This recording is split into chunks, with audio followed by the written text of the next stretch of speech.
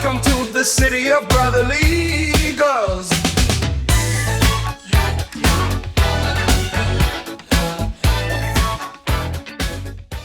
All right, we finally gave the people what they want. We have part 3 of Latch Madness. It's with our good friend Matthew Cruz as well. We're excited to get into it. What's going on? How we Going doing, on? fellas? Glad to be here. Hell yeah. Two of our good friends joining in for the special episode, Latch, part 3. Uh, Matt's a college basketball expert. Latch is a gambling expert, as we all know. So we're gonna get right into it. Latch, what are you thinking March Madness wise? What are your favorites? It's going to be a crazy year, man. Obviously, with the chalk last year, I said that the Gators were going to win it because the other guys last year, obviously it was a lot of chalk, but we're obviously hoping for some upsets this year and just some interesting ball, man. That's you know, we're just looking for some good games at the end of the day. What do you think, Matt, our basketball expert on the panel? Yeah, I'm glad to hear an expert, but definitely I think chalk is going to be the name of this tournament as well. Unfortunate as it may be, but a lot of the high teams have got a lot of experience. They've seen some close matchups throughout this year, so it's definitely going to be a different year with some of those in between seeds. But we're going to see a lot of 1 and 2 seeds advance, I think, this year. For sure. And Matt is a local college basketball coach as well, a lot of experience. Talk a little bit about that, Matt. Yeah, so a little bit of my background, I was a D1 women's practice player for Marquette to start. So a lot of D1 interest in at least the women's side. Definitely watched the men's side growing up and still do stay, highly focused on that. But for my coaching now, I'm at Stockton University, my first year as an assistant. So definitely taking that to a place where, I can give back to the communities, and women's sports has always been close to me since college, and, refining my love for the game in that practice player role, and the ability to coach that young youth, and get them back to a place where they want to be, is always helpful and rewarding at the end of the day. Yeah, women's basketball is hot right now too. Caitlin Clark really reviving the sport, and we were talking about it a little bit today. The Coach Staley at South Carolina. There's a lot of heat right now in women's college. That's exciting. Absolutely. It's a shame Juju got injured to start this year, but you got a lot of great women that came up out of the last few years, and you get the ability to get some of these young ladies in there, like an AZ Fudd, Sarah Strong, Audie Crooks, even, to get them in the mix and start watching them play here this weekend. It's going to be a lot of fun. Yeah, for sure. So we got our basketball expertise. Now we go to our gambling expertise. Johnny Locks, what's some of your strategies with some of these picks? What's some patterns that you're looking for? Obviously, this year I've been looking at a lot more stats, a lot more just like watching ball, seeing like certain guys. Me and I actually talked to Matt about it, and we actually just looking at guard play. Guard play is going to be huge, I think, for a lot of these like big seats for sure.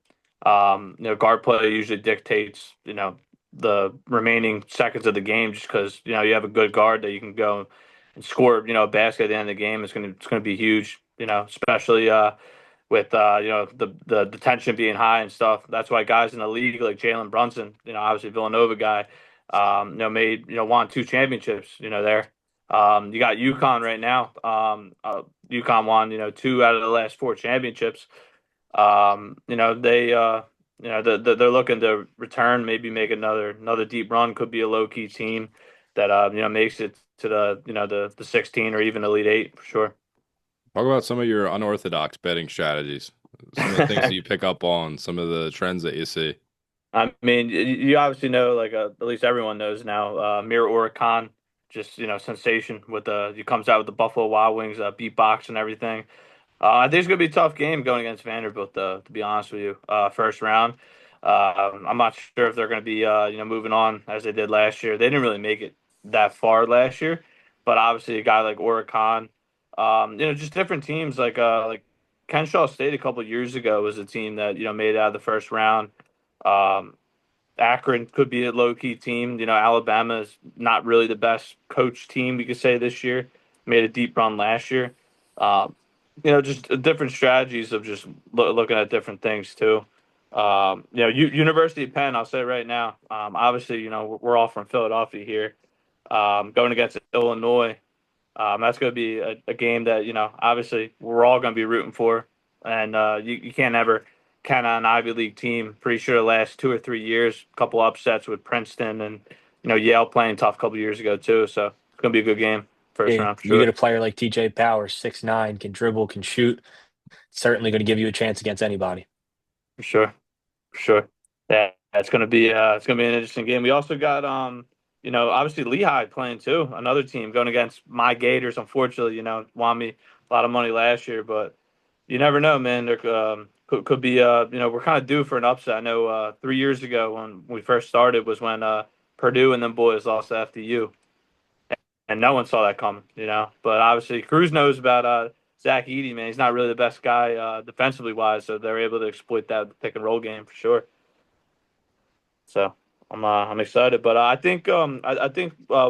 I want to do here, Dan, I want to go pick for pick with my guy Matty here, just to see what he likes and just to see what I like too, and you know we'll start off with Duke versus Siena. Who you have for that, Cruz? Yeah, we're going to go chalk here. We're going to definitely stay with Duke. Being the overall 1 seed, can't really choose against them, John Shire. But this East, once we get a little bit deeper into that bracket, we're going to have some good matchups. For sure, yeah, I'm with Duke there. We'll move to the second game. We got Ohio State TCU. What's your thoughts on that one? It's going to be a close one. A lot of quad one games under both belts. Not a lot of victories for each team, but I'll go with Ohio State. I think they'll pull it out. That Big Ten matchup that they've seen pretty regularly is going to get them battle tested for the tournament. Yeah, they almost beat Michigan too, man. They played them pretty close. I've been watching Ohio State pretty year, man. They're a very good team, very disciplined team. But yeah, I think they'll get out of the first round, but probably playing Duke in the second round. Could go either way, but obviously Duke, the best program in the country. Second biggest point differential, 19.1 points per game. They usually blow out teams, so it could be a game for Duke that they just blow them out. But I'm gonna go with my first pick. I got to go St. John's over Northern Iowa. A lot of people are thinking this is going to be an upset, but you can't go against Rick Pitino, man. Can't go against the goats in March. You just can't. So Nah, coaching matters. I will say St. John's, the reason why they're on upset watch. That offense is hard to watch sometimes. yeah, it They is. struggle from behind the line. They struggle to shoot the ball with efficiency. Yeah, And that's something that can typically get you upset in March Madness. You find a Northern Iowa team coming off a championship, staying hot, staying confident. That's when you can see some of those swing. But I think St. John's defense, especially down the stretch throughout this Big East tournament, obviously shutting down UConn in that championship, that's going to be the difference for them. They're going to lock in defensively and make sure they make that push. for sure, for sure. I'm gonna move obviously to the next game, Kansas versus Cal Baptist. I'm going my first upset, Dan. I'm going Cal Baptist. I watched Kansas a lot this year, and I just didn't really see anything special with them, to be honest with you. So I'm gonna roll with the underdog there. I'm gonna roll with Cal Baptist. They're gonna have Jesus on Yeah, their side, man. Come on. this is our first disagreement. I'll say, Latch. Yeah, Looking at the Kansas team from beginning of the year to the end of the year, definitely a different team. Beginning of the year, they had some big high profile wins. That BYU game with Peterson and Dybonsa going back and forth was outrageous. But you know what level of Peterson you're going to get is going to dictate that game. If you get him at his best, there's nobody that could beat Kansas in the first at least 2 rounds. Till you yeah, get to Duke. But if you get Peterson on a sick day or you get him a little bit unfocused, you never know what can happen. So I'm going to stay with Kansas on this one. I think even if Peterson gives you a tough game, a bad game, they're going to be a hard out for Cal Baptist to come up and take that upset. it's a good pick, man. I just gotta throw some chalk. But for the next game, I think I'm going another underdog. I actually saw South Florida playing the American. I was watching that game pretty in depth, and they just look like an intense team that's just gonna roll. And the American teams in the last couple of years they made a couple deep runs. FAU making a deep run, so I got to go with the Florida team here, man. With South Florida going against Louisville, I know Louisville is disciplined. They play in a better conference in the ACC, but I just got to go with South Florida, man. I'm just trusting my gut on that one, and obviously they play a little. Louisville plays better teams, but I gotta roll with a little bit of chalk here. I think we're due for a couple upsets for sure. So I'm going South Florida. Yeah, it's hard to win games in the ACC, right? Especially with Yep. some of those top dogs that are out there. But I'm gonna go with you. I think the American lineup, like you said, they win games in March. They come Yeah. off that hot streak. It's a good it's a good division, to be in. It's a good conference. So for them to come out of it, for them to beat an FAU that's been, pretty strong in the last couple of years, and to come out on top in that conference, I'm gonna ride with them, ride with that hot streak. Hell yeah, hell yeah. We're gonna move obviously to. I know me and you are not gonna disagree on this game, but you got to go Tom Izzo in March, man, with Michigan State. Because January, February, Izzo, baby. He Yeah, runs March. yeah. He I'm hasn't he not. hasn't had the ability to win many years in a row, but it's hard to beat him. You can't beat him at least till the Sweet 16. And being a Marquette grad, watching him beat us a few times is the 2-7 matchup always hurt in the round of 632. I'll say this: if North Dakota State wins, I will. I will buy Carson Wentz, whatever team he's on. I will buy his jersey. All Latch, right. you have to eat bison meat live on the next Latch Madness pod if they win. I agree. All right. I think that's a good call. All right. I'm for it, man. Hold me to. I know my boys from Rider are gonna hold me to that for sure, or they're gonna be like, Latch, come on, man. Why didn't you pick that one? Hey, man, I mean, who's fading Tom Izzo? Come on. You can't. Not in the month of March. Yeah, Not in the month of March. This is Izzo's month. exactly. We're gonna go to actually a game in Philly. I'm actually, or The next two here. Yep. yeah, next two games in Philly. I'm actually thinking about copping these games actually after this after we're done here. But you got UCLA versus UCF. A lot of people taking UCF here, man. I saw that's like one of the biggest like upset games. A lot of people looking to take UCF, but I'm gonna roll with UCLA, man. I just think that they have the team, and I just think it's gonna be the Big Ten play this year. They've been playing against Michigan, Wisconsin, Nebraska. I just think that's um, yeah, more competitive ball. I know they've been playing. UCF's been playing against Houston, Texas Tech, Kansas, and all those teams, but I just like UCLA better, man. I just can't roll with the upset. I feel like it's gonna be tough. It's gonna be a good game though. It's gonna come down to the wire for sure. Yeah, I'm going to echo your sentiment for a little bit different. This is going to be like a UCLA home game. They've Yeah. been last 7 times that the games have been in Philadelphia for the round of 64, round of 32. UCLA's had four of those games in Philadelphia. Wow. So they've been in Philadelphia. They're used to playing here. They're used to the travel. I know that might sound a little crazy, but Yeah. that jet lag comes into play when you go, from a West Coast team coming to the East Coast and going against an East Coast team. So it'll be a little different. I think they'll come out of the gate maybe a little sluggish. You'll see UCF try to probably throw that first punch, but with the expertise and the pedigree that UCLA holds, I can see them coming through in the deeper moments of that game. For sure, for sure. I like that one. Then I was actually I was thinking that game was going to be the later game, but you got UConn and Furman, 10 o'clock game. I know you're a big East guy yourself, Cruz. So Absolutely. I'm gonna let you talk about what you think on this one, man, and then I'll see what I feel. Yeah, watching Furman the last time against Virginia, you want to feel that excitement again. You want to get to that excitement where Virginia threw that ball away and they hit that three to go ahead, and even the announcers on the sideline couldn't believe what they just saw. Right. That was crazy. You want that again, but I think UConn, they're obviously going to steamroll Furman here. It's going to be a fun game in the early goings, and then UConn's going to turn it on. It's kind of been the DNA of their team this year is sluggish first halves. Not the fastest, the best team to get out to the greatest starts, but they come through in the bigger moments. They, are led by Caravan, who's been here before. You mentioned they won 2 of the last 4. He's been on both of them, I believe. So it's definitely going to take them the way with that senior leadership, but Furman, don't be shocked if they keep it close for a large portion of that game.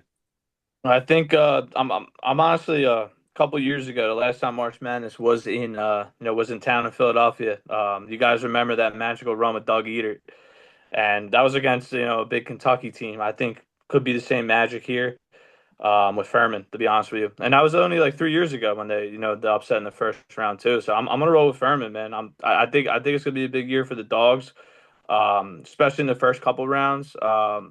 I think obviously when the tournament, similar to last year, gets into the Elite Eight, Final Four, and everything, I think you're going to see a lot of chalk there. But I think a couple of these teams could really get upset, and UConn hasn't really been consistent. Just watching them, they lost to Marquette. They did. They So did. Anything can happen on any given day now. Marquette was playing their best basketball down the stretch. It's a shame those freshmen got going a little later than I would have liked, but you know, obviously as a Marquette fan, it's a lot of hope for next year. yeah, for sure, man, for sure. You guys will definitely be back, hopefully on a run too. I've been rooting for you guys last couple of years, and in March you guys ran into ISO, I think the one year. Yep. Tough scene, NC man. State, Mr. Yeah. Burns, Big Burns down there in the post. Danny knows DJ. about those post players, right? Oh Yeah. yeah. Oh yeah. What's he doing now? DJ Burns, dude. He's not even playing, I don't think. No, he got a little bit of time in the overseas. I think for a little bit, got a little G League stint. Haven't followed his career too much. Was a little too salty to do that too early on, but he's somebody that got to his spot, knew where he was trying to get to on the court, and you couldn't stop him. You couldn't get it. You couldn't move him off his spot. Once he got there, he got the big bucket. So Yeah, that March watching him. You remember that, Dan, right? Oh yeah. Oh yeah. I remember a lot of the old March Madness teams when we were younger, like Florida Gulf Coast, Jimmer when he yep. was on BYU. Even if you go back with Loyola Marymount with Bo Kimball and Hank Gathers, they were, if you remember that. But like high paced offense, I think they have the record still for most points per game in a college season. March Madness is the best time for hoops, though. Sure. There's nothing like just watching multiple games at once, man. There just really isn't. I'm moving to the next pick. I'm going to the South region now. I got to go with my, going Florida versus Lehigh Go or, Gators! yeah. I mean, I think there's no possible way that they lose this one, man. I mean, You have to correct return me the if I'm chain wrong. if they I got lose. I got You got to return the chain if they lose. dude. I mean, if Lehigh wins it and somehow wins, oh man. I actually have a buddy that actually goes to Lehigh for grad school right now, so he's probably gonna be watching this. I'll give him my chain for the month. For the month. You have to get a Mountain Hawk chain. All right, yeah. If they have them, I'm not sure if they even have them. To be honest with you, You have to get it custom made. You have to figure something out there. yeah, I have to I have to go to a custom jeweler for that one. But yeah, I have Florida winning, man. I think there's no way. They win a championship and they don't get at least to the second or third round. I'm agree with you there. I got Yeah, I got nothing to disagree with. I think Florida is going to come out their length, their size, their ability to get to the bucket. Condon and Hogg, they're they're people that know how to play the game. They're champions last year. They're coming back. They know what to do. They know how these games work, and you're not going to see an experienced team like that typically lose to a 16 seed after having to play already one game. So they'll come high. It'll probably be a close game into that first 16-minute timeout, 4 minutes into the game. And then you'll see Florida take control over that after the nerves settle in a little bit. for sure, for sure. This game is actually I didn't like just going through the bracket today. I really didn't know who to choose between Clemson and Iowa, but I think Clemson after losing to McNeese last year, I think they have to win this game. So that's the only reason why I'm going with Clemson, but could go either way. Iowa's plays pretty tough for sure. Yeah, I'm going to stick with the Big Ten. I think they've had a strong conference this year. I think they've had a strong year, and I'm going to definitely stick with Iowa. I think, like you said, it's a back and forth coin flip. That's going to be one of the better 8-9 matchups I think you see across the board this year. So I'm definitely going to stick with my gut here and go with Iowa. I think ACC might see a little bit of a troublesome year, but Duke was strong and UNC was strong throughout a bulk majority of this year until Caleb Wilson went down. So Yeah. you're going to see some good ACC teams play, and they got some tough matchups to start. So it's definitely going to be difficult. For sure, for sure. I mean that jumps into our next one. We got the man Amir or Khan, and then what do you call it? The McNeese boys going against Vanderbilt. Vanderbilt just went pretty deep in the SEC tournament, man. Some of those legs could be tired, but I'm gonna go Vanderbilt here, man. I just think their guard is just too good, man. Just watching him in the SEC tournament, that guy's him. So I'm gonna go with Vandy. Unfortunately, Yeah, I'm going to agree with you there. Listen, there's something to be said about Amir Arakan. It's not that he's going to game plan for you. It's not that he's going to nope. help you on the court, but that confidence that you bring into a game, especially as an underdog, the ability to come in and feel like you belong on this stage. That's what really helped McNeese, I think, with Amir Arakan to make that first upset, make that first leap. A year after being a little bit of a hopeful and then not seeing as much go through on their end. Sometimes that happens. You get all of those, expectations, and it's hard to fulfill those. And Amir Arakan gave them that ability to be themselves. But like you said, Duke Miles over that SEC tournament, he was averaging 21.3 points per game. He Dog. really brought it in, a lot of those games, a 30-point game. in there against Tennessee, who's going to be a 6 seed in this tournament. So, and they're actually going to be playing in Philadelphia as well. But I'm going to go with Vanderbilt as well. I think that's the team that's going to kind of make a longer run than people might expect with the high confidence, the high play they're playing with right now. And it's hard to guard a man like Duke Miles. And like we said earlier, you gave it a perfect segue. That point guard play, it means a lot. It means a lot in these games. The ability to control the tempo, control the pace of the game, and make some big time shots. That's going to be a big part of it. And I think Duke Miles has set himself up and showed he's done that in the SEC tournament.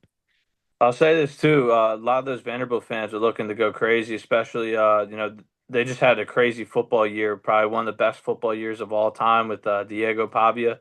And Hmm. obviously they weren't able to make it to the playoffs. Some maybe thought they should have. You could have maybe argued the case of them over Alabama, to be honest with you, just because they obviously lost to Alabama, which was kind of tough. But the way that Pavia kind of lifted football, and they were able to bounce back with with basketball. I think they're going to make a you know hopefully a deep run in March over there. People in Nashville will be happy, especially this time of the year. But Watch out for their baseball team too. They're always highly ranked, and they just came off a big upset against LSU in the series sweep. So definitely be on the lookout of that as well.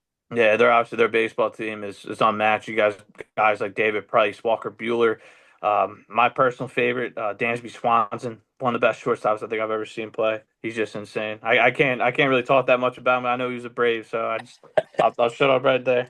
But we're gonna move on to the next game. We got Nebraska Troy. I'm gonna roll with the Big Ten, like you said, man. Just Nebraska just being in the Big Ten, and I know Troy's a good team. They've been up in the up in the tournament almost every year as like a 13, 14 team. But I just think Nebraska's just going to deal, and they'll get the W right there. Yeah, this 4-13 matchup. I know we got Alabama in a 4 seed. I know we got Arkansas. Yep. Um, we got Kansas. I see this being the one that's probably most likely for an upset, honestly. Mm. I think Nebraska's had their best year as a team, probably maybe in since 2000. They're really strong, but they're a team that's never won in the tournament before. They're looking for their first tournament win, and that's a lot of pressure to put on these young guys. It's a lot of pressure to put on somebody who's never seen it, never done it before. So, they're going to have their work cut out for them. I think they pull it out in the end. Like I told you in the beginning, I think it's going to be chalk this year for a bulk majority of the matchups, but I think Nebraska pulls it out, but I wouldn't be surprised if Troy has a chance at the end of the game to really make a push or be within striking distance just with the Nebraska's inexperience to really win games like that. But their net rankings 14. That means they've been winning games. You've been, like you mentioned, they're Big Ten, so they're winning games in a strong conference. So it's hard to do that and then go into the tournament and lose. But we've seen it before, and I'm sure we'll see it again this year. So don't be surprised if Troy is in there in the mix at the end of that game. But I'm going to stay with that chalk and go Nebraska here. I like it. I like it. When we're moving, you mentioned North Carolina, man, with that tough injury going against a tough VCU team, man. They just in the A10 championship just blown out Dayton. It wasn't even close. After Dayton No. had that crazy back and forth game in the semifinals. I don't know who you could go there, man. I know North Carolina barely got in last year. With was it RJ Davis, I think, last year. Yeah. Yeah. Yeah, I'm not sure where you go. Yeah, I'm not sure where you go. With that there. I'm gonna go with the underdog though. I'm gonna go with VCU. Yeah, I think I'm going to follow you on that one. They won the A10 championship. You come in riding that high. You come in with that experience. North Carolina, tough ACC tournament there, and no Caleb Wilson changes that dynamic of that team. It does. Losing your star player, losing your best player changes your team. If Caleb Wilson was in there, they might even be higher than a 6 seed, and they might be running through some teams there. They beat Duke with Caleb. They know how to play. I expect them to come through and play well the entirety of that game. But I think VCU, their defense, they're known for it every year. And like you said, they really try to shut down Dayton. I think they did a really good job of that throughout their championship game. And if they can bring that same intensity on the defensive end, you can see them win a quad one game like that against the North Carolina team. For sure. I mean, a couple years ago, though, you probably remember this, Matt, when 2022 with North Carolina, man, that was a crazy year. That they were like worse than what they were, this year. They just went on a crazy run. Obviously lost in the title game Yep, to to Kansas and Kansas. Christian Braun. They started out that year against UCLA in the first four, I believe. They were Yeah, first four games, so they were one of the last four teams in. Were on that bubble, and what a year that was! What an yeah, unbelievable year! And growing up watching JJ Redick and some of these Duke greats, and kind of falling in line and falling in love with the Duke team. Watching some of those North Carolina teams go on runs always hurts me every year. Every year it yeah, hurts me, but for sure. they're a well-run program. From Dean Smith to Roy Williams to their coach now. It's a long line of great coaches. For sure, yeah, that game could go either way, to be honest with you. But yeah, I'm gonna stay with VCU just because that injury they got. We're moving past Sicardi. I think I need a pick from you here, man. Let's Illinois go. and Penn. I'm gonna go with Illinois. I go with Illinois. I like Penn. Penn's local and everything like that, but Illinois is just a huge favorite, aren't they? Yeah, Yeah. huge favorite. But I'm not sure if you got the chance to watch that Ivy League, the Ivy League game, man, between them and Yale. Penn just Penn's hot, man, and I know in March the Ivy League team, the last couple of years, I think it's 2 out of the last 3 years have advanced to the next round. So I That could got to be a take the hot sleeper. hand, man. What are the odds on it? Yeah, I haven't looked at the exact odds, quite yet, Yeah. on what their money line is, but I'm definitely going to be rolling with Penn, man. I just have to. If you look at the last three, and you probably know you both of you guys, if you look at the last for any NBA or college, I'm looking at the bracket, but if you look at any team in their last like 3 or 5 wins and their performance, you want to bet on who's hot, right? So that could play into a factor. Yeah, Absolutely. Illinois just lost too. And they blew what was it, 20-point lead, I think, in the one of the games they're going against. It was Wisconsin. They're going against Wisconsin, and I think it was the semifinals of the Big Ten. They got they blew that lead and lost in overtime. So I think I think they could score a lot. They're one of the best scoring teams in the country. But if you can't play defense, man, Cruz, if you can't play defense, Defense wins championships. I'll fight by it. I'll stand by it. You need the offense to back it up, but if you can't play defense, if you can't get stops in pivotal moments, it's not going to help you much how much you're scoring. So, to break down some of that Ivy League championship game, I had the thrill of watching that game. So, you know, you get Yale up four with about 15, 12 seconds left in that game. You think that's a for sure win. Danny coming from a basketball background, no threes. You run them off the line. You give them a little bit of pressure up top. Make sure it's giving them some seconds to kind of take bleed off that clock, right? Yale decided that they were going to call a couple timeouts to try to set up their defense, decide what they want to do. Do we want to foul or do we want to let it play out? Both times they let it play out. And in doing so, they gave TJ Powers and UPenn a chance to draw plays. They got TJ Powers downhill, pull up three, hit it. Foul, make two free throws. They do their job. They go up three again. Yale decides to take that second time out. In doing so, they put their players at half court. You can't do that with 5.9 seconds left. You got to force them to catch and go back towards their own baseline. They let TJ Powers catch that ball, turn up the court. And as soon as they do that, he gets 2, 3 dribbles. You're already at the 3-point line with a second and a half left to play. So he gets into a shooting motion, gets an open shot, drills it, sends it to overtime, winds up scoring 4 more points in overtime, helping that team advance with 44 points out of their 88. So, in a game like this, you're going to see Illinois try to take TJ Powers away. And how can UPenn respond to that? Can they play without that, fierce tenacity of TJ Powers and what he's been able to do for them? And I just don't see it. I know we're talking, looking. Illinois is a 24.5-point favorite in this game. And the Quakers are plus 2,500 on the money line. So Wow. opening lines, of course, once you start to bet it, it'll change a little bit of it. But, that just shows the dominance of what that Illinois team can be and what they can do and why they got this matchup this early on as a 3 seed. So I'm going to stick with Illinois on this one. It's going to hurt my heart to watch UPenn. I love Fran, their head coach, McCaffrey, close friend of a lot of people in our lives. So he takes a special place in our hearts, but Illinois is just a more dominant team there. Is this Fran's first year at Penn's like coming back? Because I know he was at UNCG. Yep, and he was at Iowa in between, so he Yeah. was a longtime Iowa coach, and I think this is his first year after Iowa. I don't think he took a gap year after he was Yeah. relieved of his duties or contract expired. But it shows that he's a strong coach. He can get the job done.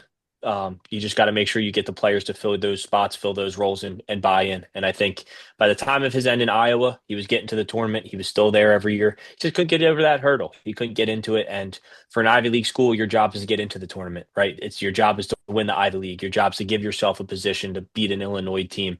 And, he's done that in his first year, and I'd expect that for as long as he has TJ Powers to continue.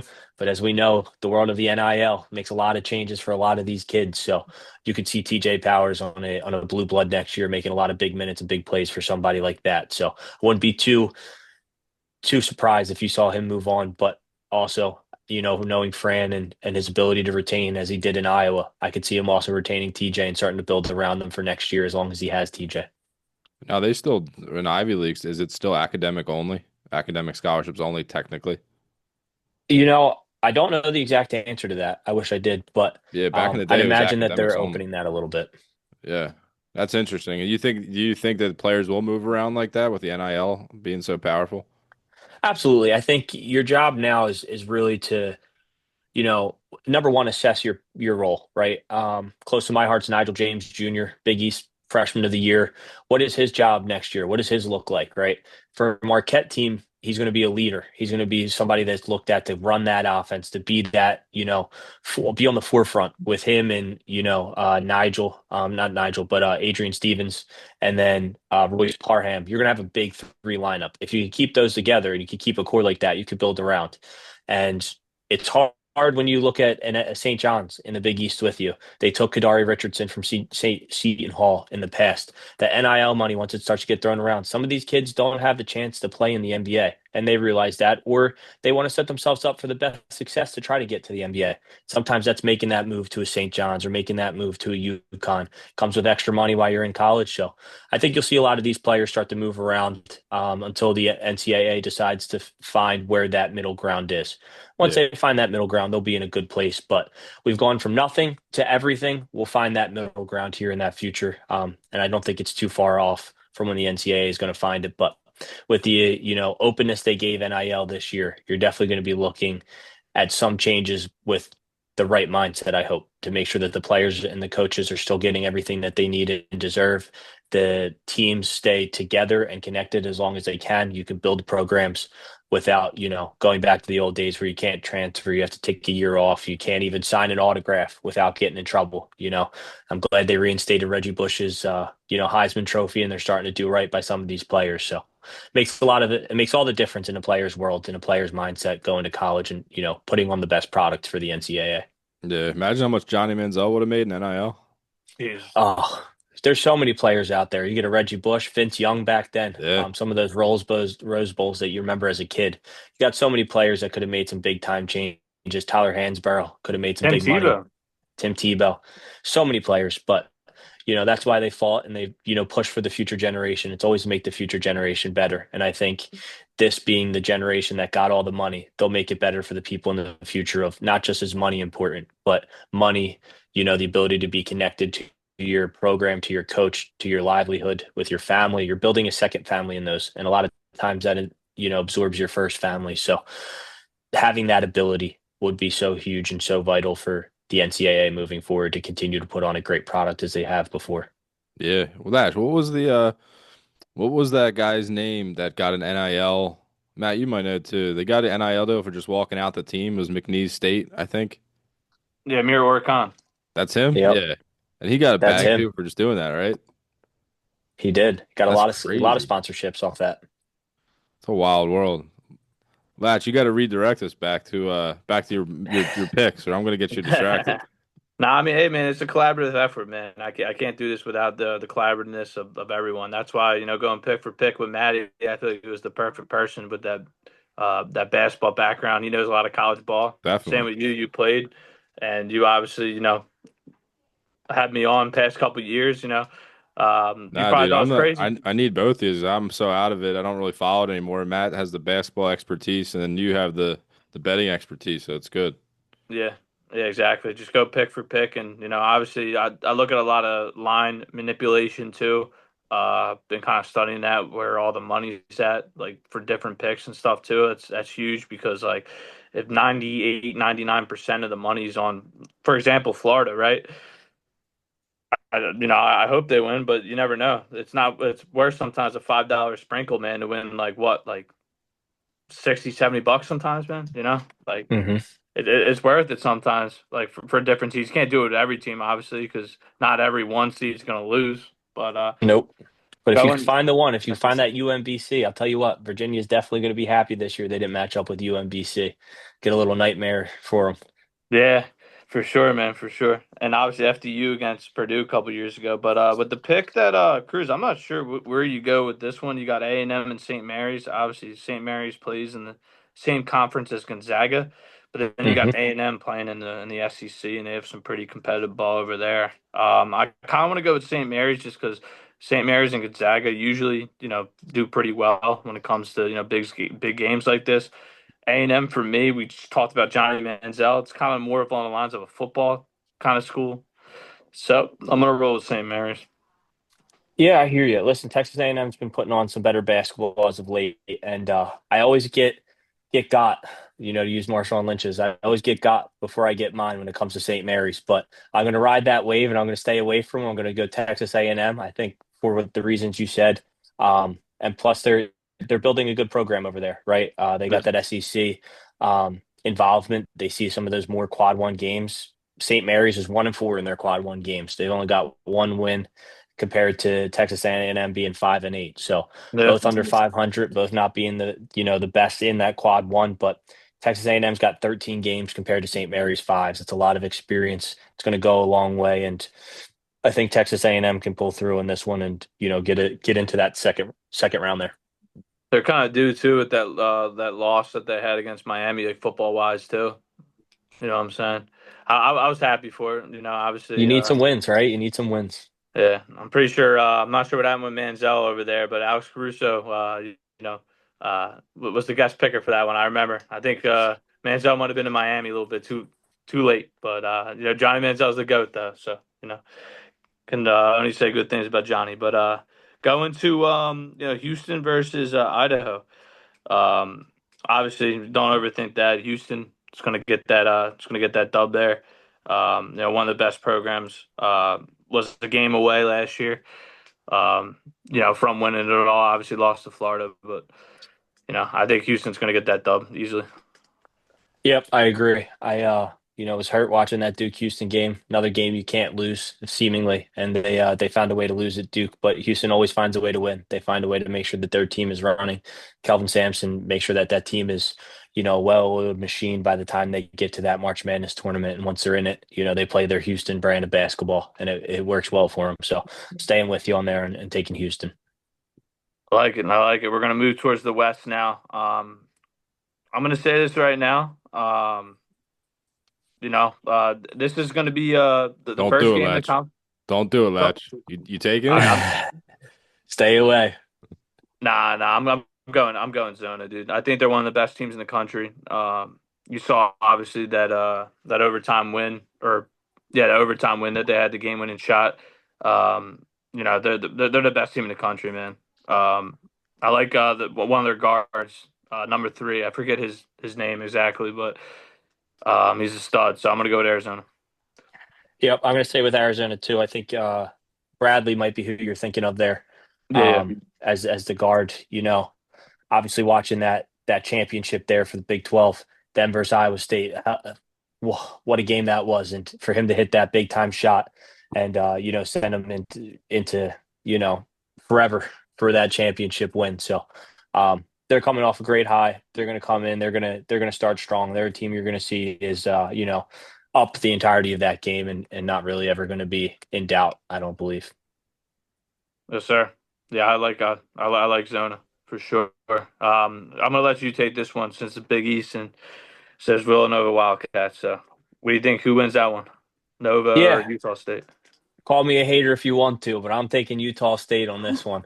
I think Villanova had a strong year. I think this is their first year under a new coach, and they Yeah, showed that bounce back. They showed that they have players that can win all of their or most of their experience that came from anybody that had seen the tournament or seen big time games with the Dixon and others, they're all gone now. So, rebuilding that culture, they got to get a game under their belt before they start to win again. And I don't think that they played to their par throughout the entirety of this year. I think they're a good team, but you look at their net rankings, they're 35 and Utah State's at 26. So they're going to be a close matchup. Utah State was 4-4 quad one. Villanova was 2-6. So teams that, have seen a lot of experience. They've seen a lot of big time games, a lot of good opponents. I just see Utah State coming on top in this one. I think Big East was having a little bit of a down year. And honestly, to get three teams was a little bit of a surprise to me. I didn't think the Big East would get three. I knew St. John's and UConn would get in, but that third team didn't win consistently enough. Villanova got the bid for being in a power conference, and it'll take them a long way to their first game, and it won't take them any further. I'm gonna agree with you here, and I had a 4 or 5 leg parlay the other day, and Nova was the last leg just to win by 2. They ended up losing to Georgetown by like 10. So they Yep, already have a bad taste in my mouth, man. So especially going against Georgetown, like it's unbelievable. And like you said, young coach, still trying to figure things out. I was honestly surprised they got in. I'll be honest with you. I was like, Villanova's back in here. It's not. absolutely. Yeah, it's not one of the. It was Jay Red. It's a different story, man. But yeah, I'm gonna go with Utah State. Moving to the next one, I think we're gonna go back to back underdogs. I was talking to you, Maddie. High Point has the most point differential right now in the tournament out of all teams. So That's a tough place to be, man. You got to win a lot of games. You got to be up a big time in a lot of those games. They wound yeah, up losing a few still in their overall record. I think they're 30-4, so they didn't lose too many, but the four they lost clear didn't change the tides, and the ones they won they were dominating in. But Wisconsin had a great run in the Big Ten tournament. They came up short, and I think they would tell you they're a little upset with it. I'm going to take Wisconsin to win this one, but I'll tell you what, that's as far as Wisconsin can go without Marquette in the tournament. It's around a 32. Marquette is still the school in Wisconsin, if you ask me. yes, sir. Yeah, I mean it go either way. Obviously, Wisconsin played good ball. Throughout. Obviously, one of the best teams in the Big Ten. But I got to roll with the biggest point differential in my opinion. They don't make as many threes as some of the bigger teams, but High Point's been in there a couple of years too, and I think they can, they could definitely make a run here. Next game, I know me and you don't even have to argue about this. We were watching it the other day, Arkansas, Hawaii. We're gonna go with John Calipari, easy all day. Absolutely. Darius Acuff Jr., 30.3 points per game from the SEC, tournament games, past that quarterfinal. So he had a couple 30-point games in there. His shot making right now is unbelievable. He's found a hot streak. I think even if they go cold, they'll handle Hawaii. And then it'll be interesting to see what version of Darius comes up against Wisconsin. That'll be a good game in that next round. For me, at least. For you, you'll take that High Point game. Yeah, I mean, hey, I just think we're due honestly for some of those for some of those Cinderellas, man, because the Cinderellas do get views. A couple years ago, we had what was his name from Oakland, Jack Gokel. Yep. Yep. I was Big only time just shooting threes. threes. Big time Yeah, threes. Upset Kentucky. I think Marquette was actually the team to put him out. I think Marquette saw was Oakland in that round after and wound up taking that victory. So, and then we saw yeah. NC State and lost. It was a tough year. I thought we were going to make the Elite Eight that year. Hey, always next year, man. What they're building over there, I think could definitely make a run. Maybe some sleepers for the for the conference next year for sure. For that Big East, you got St. John's getting it this year. Yep. UConn won it last year, I'm pretty sure, right? And Yep. then Marquette won it the year before. Am I not wrong, right? Yeah, I believe it's been that long already, but Yeah, I think it might have even been St. John's back to back, and then UConn, then okay. Marquette. Um, Yeah, so it's been a little bit since Marquette's won, but the Tyler Koleks and Cam Jones and Oso Iguodala's of the world, I'll miss them daily. But what they're building over there, like you said, is something that they could be proud of for next year. and you mentioned NC State, man. That's actually potentially could be your next game. You got NC State and Texas going to battle it out next couple of days to play against BYU. You see any magic with those two teams playing, or do you think BYU is just going to handle them? I think. having that NC State Texas, I'm glad we don't have to choose that one, Latch, because I wouldn't know who to go with. But that's Yeah, going to I be have a no idea. great matchup. That's going to be a great one of those, great, first four games that we get. You could see something where you see a UCLA UNC game where it's a close game, team that wins winds up making a run. But AJ DeBonsa being the nation's leading scorer the entire year, it's gonna be hard to beat them. It's gonna be hard to upset them. You're gonna see a steady flow of offense through AJ. You're gonna see him get to his spots. You're gonna see him make his shots. He's 25.3 points per game over the entire season, number one in the entire NCAA. It's gonna take you a long way. But I see them coming through. I could see NC State or Texas coming out strong to start playing a game, knocking the rust off, getting themselves in game readiness, in game mode. It's going to take them a little bit through that first, maybe even first half, but as long as BYU keeps it close, they'll pull it out, and I believe they'll do so. Yeah, I'm rolling. I'm rolling with the Cougars as well, man. BYU is going to get it done. Um, Gonzaga versus Kennesaw State, man. I actually was on one of Gonzaga's losses earlier this year, and it was against, I don't even remember who it was. It was a no-name team, probably one of the bottom teams in their conference. Obviously, only lost three of those games. I can't believe I was on one of those losses for Gonzaga, but Kennesaw State a couple of years ago made it out as a 14th seed. Um, so I feel like that game could be a close one. But I'm gonna roll with obviously with Gonzaga for sure. Yeah, I think State's going to look for a little deja vu moment, but I think Gonzaga is going to hold their own. Mark Few is a great coach, phenomenal at what he does, and I'll Really? see them, in that round of 32 probably pretty easily. Yeah, for sure. And then we got a tough one too. You got an ACC versus SEC. You got Zaccardi. These are our boys in Miami, man. 25-8 going against Mizzou. You got Missouri 20 and 12. So I don't I know. can't break your heart though. I can't go against Miami. I know that's your squad. Yeah, I mean, obviously one of the best teams in the ACC, Missouri. Honestly, the more SEC ball I see this year, the more that I'm like, this is a basketball conference now. Obviously, Alabama last year making the crazy run they did, Florida winning it all last year. I'm gonna fade Miami. I'm going Missouri. Yeah, it seems like ACC can't get out of these matchups. They got a lot of tough matchups this year in the tournament. Um, I've been hard on them so far. I think Miami's going to take this one. But I will say Missouri's got a lot of experience. They've been here the last couple years. They've been getting up in the basketball world. They've been getting to a point where they're used to playing these big tournament games and playing well. And I think this is going to be a great 7-10 matchup. These are 50-50 coin tosses a lot of the time, but I think Miami being 6-6 in quad one, playing a lot of high tier games, just like Missouri. But Missouri being 5-7, that's going to be the difference for me. I'm going to take Miami's ability to win that one more game and translate it to this one here. I like it, man. I think you can go either way. The center 10 games. I'm gonna roll with Mizzou. Um, I watched them all this year.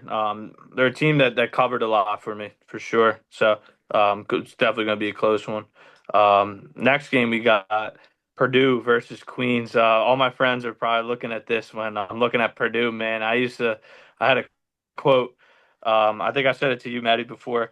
I uh, I manifested Purdue losing. Those past couple of years when they lost to St. Peter's, I was on it. When they lost to FDU, they can't beat New Jersey teams. Unfortunately, this isn't a New Jersey team, so I'm rolling with Purdue. Absolutely. I'm going to roll with Purdue with you. I think that's the place to be. The way they played in that Big Ten championship and dominated Michigan throughout it, they're going to be a tough out for anybody in this entire tournament. So Sure. I expect them to be playing Arizona when we get down to it, and that's going to be one hell of a matchup. Yeah, I think that rematch with Michigan could be potentially. Obviously jump into our next game. You got Michigan versus Howard, or like you said, UMBC. No stranger to Michigan that Wolverines. 16 seed. Yeah, Michigan Wolverines, man, that game was terrible against Purdue, man. They did not look good at all. Yeah, they did not, and I think Purdue had a lot to do with that. The way they play offense, the way they get into their offensive sets. Their bigs this year are a little bit more mobile, and they're able to play a little bit more extended than they could have with the Zach Edey, like we've seen the previous 4 years. So, um, listen, Michigan's going to come out. They're going to play. They're going to dominate whoever wins between Howard and UMBC. But, if you see UMBC in there as a 16 seed, I know, like we were talking earlier, Virginia would be scared.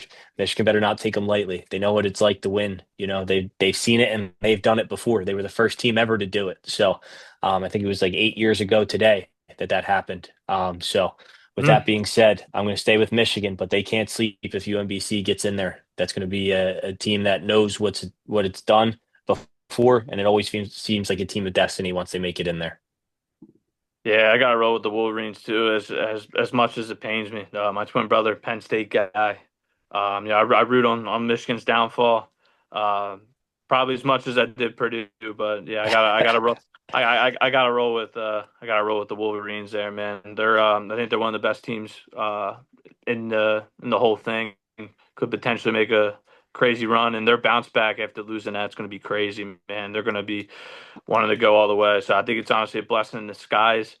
Similar to what Ohio State did a couple years ago in football when they lost to Michigan, when it inspired them to really make that run and they won the championship. So could be it could be a team that wins it all. I know they lost the championship earlier to Villanova 2018 too. So that wasn't too far ago.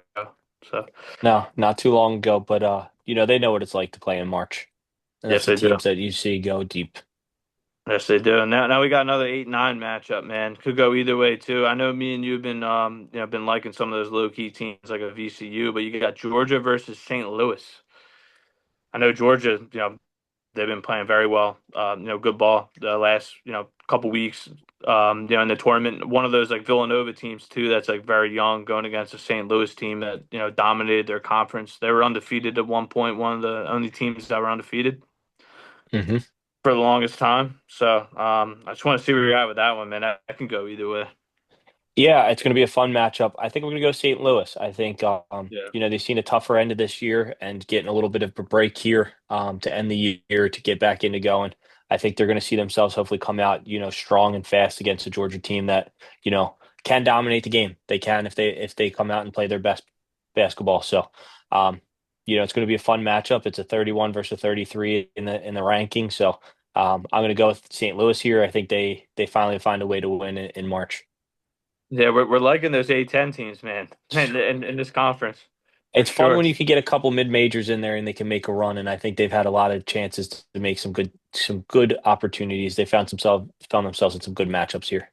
Yeah, I like St. Louis as well, man. I think Georgia's just too young, to be honest with you. That brings us to our next game. You got Tech versus Akron. I know Tech's been playing well down the stretch. Akron, obviously one of the best teams in their conference there. A 5 versus 12.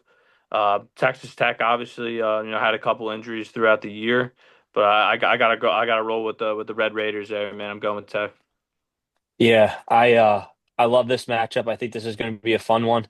Those 5-12 matchups always seem to be the time where you see some upsets. And I don't have one in my bracket yet, so I think this is the place where it's going to happen. If I'm going to be completely honest, I think Akron, a team that's been in here multiple times, a team that's seen it before, they'll come out, they'll come ready to play. I think Texas Tech is normally a defensive minded team, so if they can eliminate a lot of Akron's, easy looks and easy buckets. They'll be able to control this game and get out unscathed. But I see Akron coming in and, taking that 5-12 matchup and making sure that they be that 12 team that makes that upset.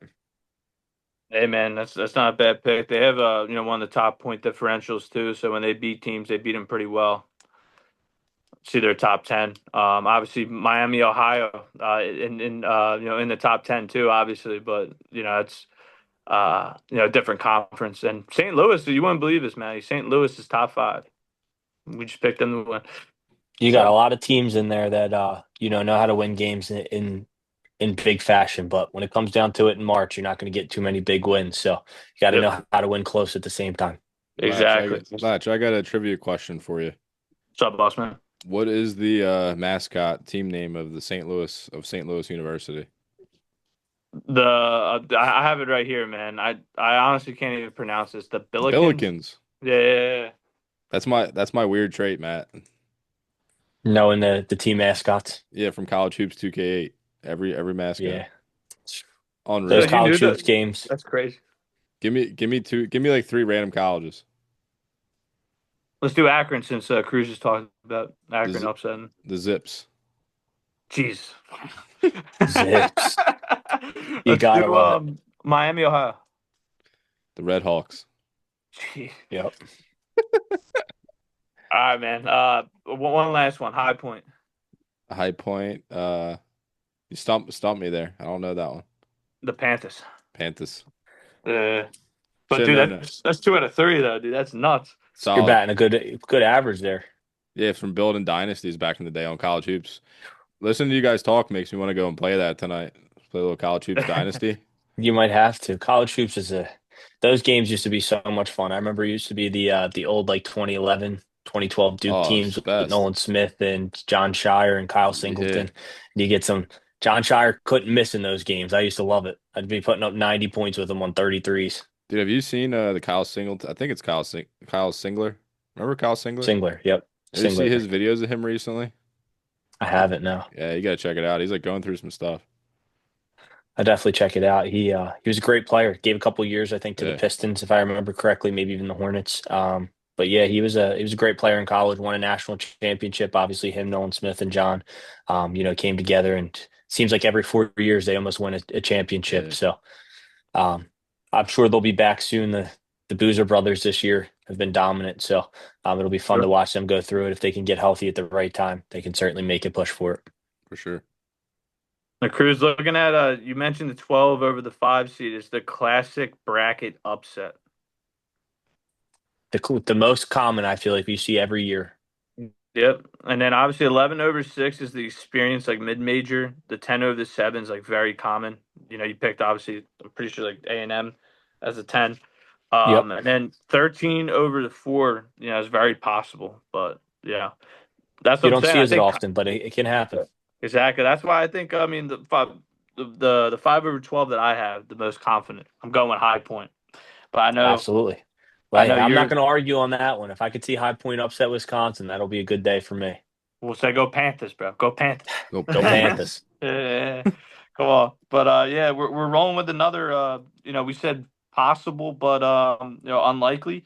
We're going with a 4 versus a 13. Actually, Alabama versus Hofstra could go either way. I think Alabama made crazy run last year, but I don't think they're. I don't think they're the team this year, man. Going against a very hot Hofstra team. I'm going Hofstra. Yeah. You're going Hofstra. Yes, sir. Absolutely. I'm gonna go Bama. I think they're like you said, they're a different team without Marcus Sears. It's a different dynamic for that offensive unit that they, really put together there. So I see them being a little different, but I don't see them having any trouble with Hofstra in that first round. Coming with that experience, being in that SEC. I think they'll play well and it'll bode well for them in that second round. So I mean, you picked obviously the underdog Akron. They would play Akron the next round. They would. They would. I think that's why it sets them up pretty well there. Yeah. They're going to play a good 12 team. It'll be a good matchup, but they'll set themselves up for some pretty good success at least in the first couple of rounds. And probably losing to Michigan, in your opinion, right? Absolutely. Yeah, getting to them, yeah, probably. Then we got actually a game in Philly. The one of the earlier games of the slate. You got Tennessee versus either SMU or Miami, Ohio. A lot of people are criticizing this one just because Miami, Ohio got in and Auburn didn't get in, so could go either way there. Yeah, yeah. I want to talk to you guys a little bit about that.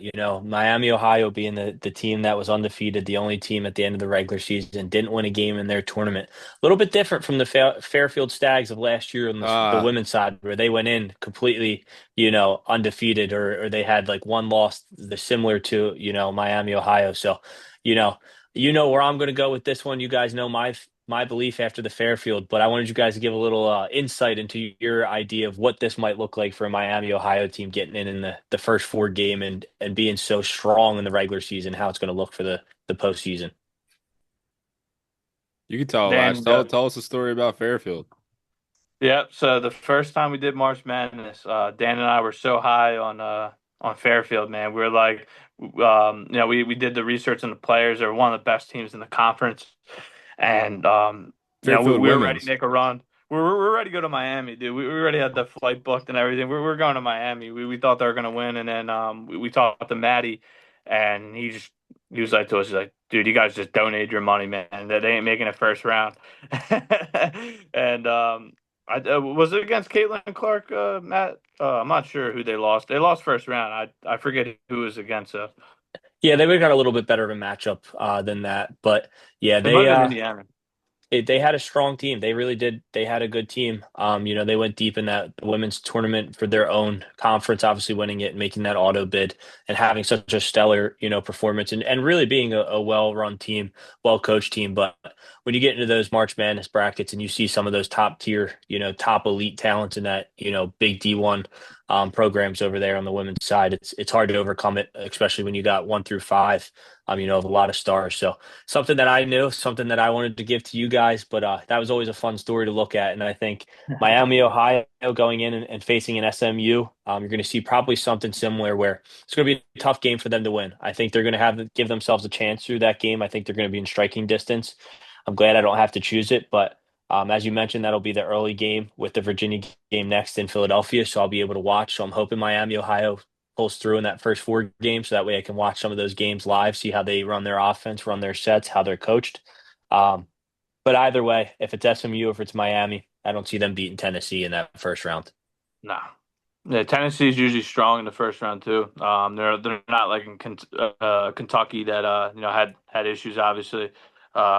Kentucky's actually a couple picks later or a couple games later. We're going to be going looking at that game, but yeah, I got Tennessee too. SEC play going against Miami, Ohio, or SMU. SMU's got a really good guard. They got a Jermaine O'Neal's kid, and watching him a Okay. couple games ago. He's really good. Obviously, he's a guard. He's not as tall as his pops, but he's still pretty good. He's like 6'4", 6'5", I'm pretty sure. But yeah, I see Tennessee winning, dude. They made deep runs in the playoffs last couple of years. I don't see them losing, to either of those teams. So I got the Vols, man. So Tennessee Vols. Absolutely. It'll be fun. That's It'll it. be fun to watch Miami, Ohio if they're able to beat SMU, even if SMU gets in. I think they can keep a close game for a large portion of it. Yeah. Being at the games is going to be a different story for me. I'm going to go with my heart and my picks, but when I'm at the game, I'm going to go for the fun and the thrill of the, Cinderella story beginning while I'm there. So it's going to be fun and, not to pre-look, but this next matchup for Virginia and Wright State that we get to next, Virginia is the team of the pretty much the country right now. You watch all the experts talk about it. They're high on this Virginia team. They see them as a big sleeper. And so I doubt you're going to see that big upset there with Wright State. So, my hope is going to be why I'm live at those games that Miami, Ohio, or SMU finds a way to keep it close with Tennessee and, stays in striking distance at the end. There's got to be one upset in Philly. I don't think it's Virginia. They learned their lesson a couple years ago, so I think they're obviously going to win that. But If I'm I remember hoping. correctly, you went with Furman, right? I did go with Furman. That's going to Yeah, be your big upset in Philly, huh? yeah. So Dan, what's his name? Dan Hurling, the coach of UConn. He's gonna be flipping out and stuff. Oh man. If he got thrown out in that Marquette game for touching a ref. So if he bumps into another one, I'm sure he'll be gone again. So He's gonna um, get booed, man. We're gonna be booing him in Philly. We're gonna, you're going to see I'll, some antics for sure. You're going to see yeah. some antics for sure. Yeah, but yeah, I got Virginia there. Moving towards the last two picks of the in the Midwest here. It's kind of crazy, Cruz, that we got Virginia. The a couple of the Midwest games in that Philly. It's like you have 2 East games and then 2 Midwest games. It's kind It of doesn't make sense how they do it, but they do it. yeah. So that's like the morning slate is like the 2 Midwest, and then the later games are like the East games. But let's finish this out. We got Kentucky, Santa Clara. Kentucky's obviously got some of the best players in the country right now. They don't have my man John Calipari though going against the Santa Clara team. Could go either way. I honestly don't know what this is. Another 7 and 10. A lot of tens do beat the sevens. So I know I rolled with one of the St. Mary's. I'm gonna roll with Santa Clara. Absolutely. It's going to be a good game. I'm going to roll with Kentucky, the Blue Bloods. They stay strong in these tournaments. They know what it's like. They've been built and prepped and primed to be playing in these games every year. So I think Sure. they'll they'll come out on top on this one, but it should be a good game there. Yeah, for sure, for sure. And then to wrap it up, um, I know we're both going with Iowa State, man. They're one of the best teams in the country. Came a little short, obviously, the Big 12 game, but they still can make a run there. Going pretty far in the tournament. Probably, I could see them making it to the Elite Eight. Honestly, they have one of the best teams in the country. Yeah, they'll have a good matchup with Virginia in that Sweet 16 matchup, which will be fun. So that'll probably be one of the best big, Sweet 16 matchups that you see. But Iowa State's going to roll Tennessee State, but it's going to be exciting to see how they respond to that. Their last play that they've played so far, going into this tournament, their last play is going to be that game winner that they gave up in the Big 12 championship. So how do you Yep. respond to, such disappointment with the ability of the game being tied? You're going to a chance of overtime to win it. It gets taken away from you literally at the buzzer. So watching them come back, respond, might make them hungrier, or they could cripple under the pressure. So it'll be fun to see them. I think they'll handle Tennessee State, and then they'll get a good Kentucky matchup, and that'll be where you see if they can get that confidence from the first round to continue on to see a Virginia team in that Sweet 16. Yeah, Virginia could, is no stranger to making it far. Won it, obviously, in the last 10 years. Iowa State, too, has been up there. So, I mean, I feel like it would be a good game. Iowa State might just be due to get over the hump. But I actually did two brackets so far. I'm kind of curious, Maddie, if you have the same winner as me. But I had the Final Four twice. I did some of the 5 and the 12 games differently on the two brackets, just like going back and forth with everything. But I had obviously my winner, who I think is going to win, is the Arizona Wildcats over the Duke Blue Devils. Man, I just think Arizona's just got the complete team. But I have Houston getting there, and I got Michigan getting there. I got Michigan losing in the Final Four, and I got Houston losing in the Final Four too. So Yeah, listen, it's going to be interesting. I think you're going to see probably Duke face Kansas. Then you're going to see probably Duke play Michigan State.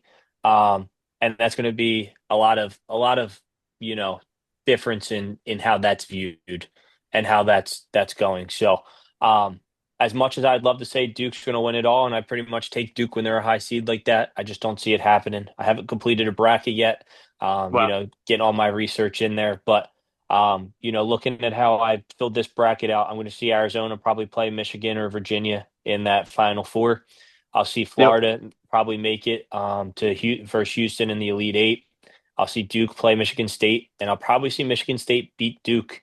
Wow. Considering that Duke's probably had some major injuries, I think Marcus Foster going down is a huge loss for them.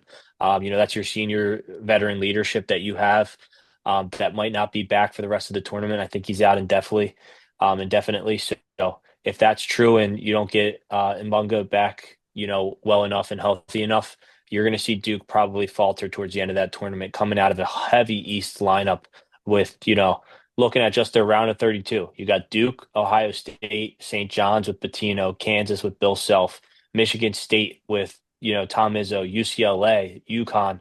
That's just your round of 32 matchups. So you're seeing some high end talent make it out of that. It's going to be a bloodbath in the East, and whoever makes it out is going to be battle tested. But you're going to see a Florida or Houston team that's going to be fresh, ready to go, and a little bit easier of a road through. So going from there, I'll probably see Florida probably take on Arizona, and I could see that one really going anyway. And I could see Florida probably taking that one just based off of height and experience and, winning the previous year. It's hard to go back to back though. So, you're going to have an extreme Final Four with Michigan, Arizona, Virginia all being in the play, Florida, Houston, Duke, and, Michigan State all being in the play. So you're going to see some really good basketball, and chalk is always something that's frowned upon from an overall standpoint of we want to see the big Cinderella stories, we want to see the upsets where we can, and it's going to happen. You're going to see a couple that you didn't expect, but when you get to that Elite Eight, that Final Four, you're going to see some of the top tier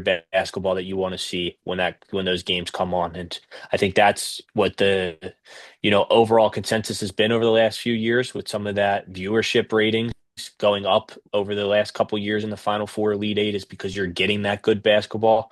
but the round of 64, the round of 32, that's where you want to see the magic happen. And when you get to the Elite Eight, the Final Four, that's where you want to see the best teams go at it on a nightly basis.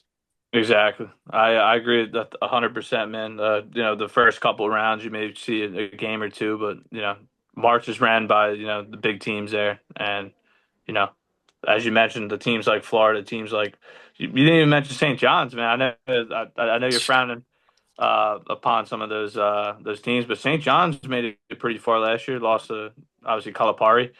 Eugenio Suarez just homered right now as we speak, but for the World Baseball Classic. So I know we're getting into baseball season, but Italy's up right now, 2-1. I have a question for you guys. How do you think NIL will affect these Cinderella stories? Like it seems like last year too. If I might be wrong, I might be totally wrong, but last year wasn't mostly like 1 and 2 seeds or high seeds in the Elite Eight and Final Four. Like, do you think that's going to take an effect with the NIL with some of these Cinderella teams, Matt? Yeah, I do. I think it's going to make a big change. If you look at the bracket last year, Elite Eight was literally all, ones and twos, ones and ones in the Final Four. I think you got Texas Tech was the highest rated going into the Elite Eight with a 3 seed. So there only being one upset going into the Elite Eight, that's going to be more and more consistent. Chalk is going to be the most overall thing that you see on a year-to-year basis, just from the ability to, pay the NIL money. The more you win, the more money you get. And I think from a standpoint of where the teams are growing and where the teams are going, you look at even in Michigan. Michigan's roster added UAB's best player over the year. I think it was like Saxelrod or Axelrod, something along those lines. Somewhere close to that. But he's going to have that availability to, these big programs to go out and go get a strong player like that, one of the team's best players, to make their team better, make their roster fully complete. I'll say last year too, even Florida, they got kid Walter Clayton Jr. He actually was playing in the same conference as Ryder. He was playing, it's I forget what team it was, like either Siena or it was one of those teams in the MAC, but he got recruited to play for Florida, and ended up being probably the best player on that team. One of the main reasons why they won that title last year. Yeah, Walter Clayton, and the Michigan player was Yaxel Lendenborg. Yep, Landenborg. Yeah, that guy's a stud, bro. Yep, He's he so was good. so good at UAB, helped him, make the tournament last year, and had a lot of really good moments throughout his season with UAB last year. And to come to Michigan, that's a player that changes the dynamic of your team. You get somebody who's a seasoned vet instead of having to find that new freshman and build them up from the ground up. I think a lot of those Cinderella stories that you saw in the past is 4-year programs, building 4-year players. You get somebody on, Oral Roberts to come in, and Amos, who wound up going to Texas after some of that transfer came about and was available for him. But you don't see those players making those big plays anymore. You wouldn't see a Steph Curry at Davidson, Nah. his junior senior year to make that run. You would see him probably join a Kentucky team at that time or a Duke team near that time to make a big push and win a championship. So you'll see a lot more chalk in these tournaments until they figure out what they want to do specifically with this. But at the end of the Elite Eight, Final Four, you're going to see the best basketball because you got the best players playing on the best teams. Makes sense. Yeah, I agree 1,000%, man. Moving towards the women's tournament, Cruz. Obviously looking at some of that. Do you think it's going to be similar when it comes to the women's tournament? Yeah, women's tournament, you're always going to see chalk. I think their top tier programs are just, they're dominant, they're better. You look at a UConn 34-0, getting the number one overall seed. You see UCLA getting the number two, 31-1 from the overall standpoint. You see Texas, and Madison Booker, being so strong, winning the SEC, beating a South Carolina to win an SEC title. And then you see South Carolina, like Dana opened up, led by Dawn Staley, somebody who's done it before, seen it before. You just got so many good programs in the NCAA, and you'll see a lot of these players. I'm excited for AZ Fudd and Sarah Strong to get UConn back to the championship this year if they can. South Carolina, Raven Johnson's last go of it to really try to push that ball forward. You'll see a Tessa Johnson, who was huge in their win before You'll see LSU try to make a push with Flau'jae Johnson in her senior year, and you're going to see her come through. And then you got the Bet sister and Jaime Hawkes's little sister there for UCLA, just playing great basketball, like really top end, top tier basketball. If they had been 32-0, I think they could beat UCLA or UConn out for that number one overall net ranking.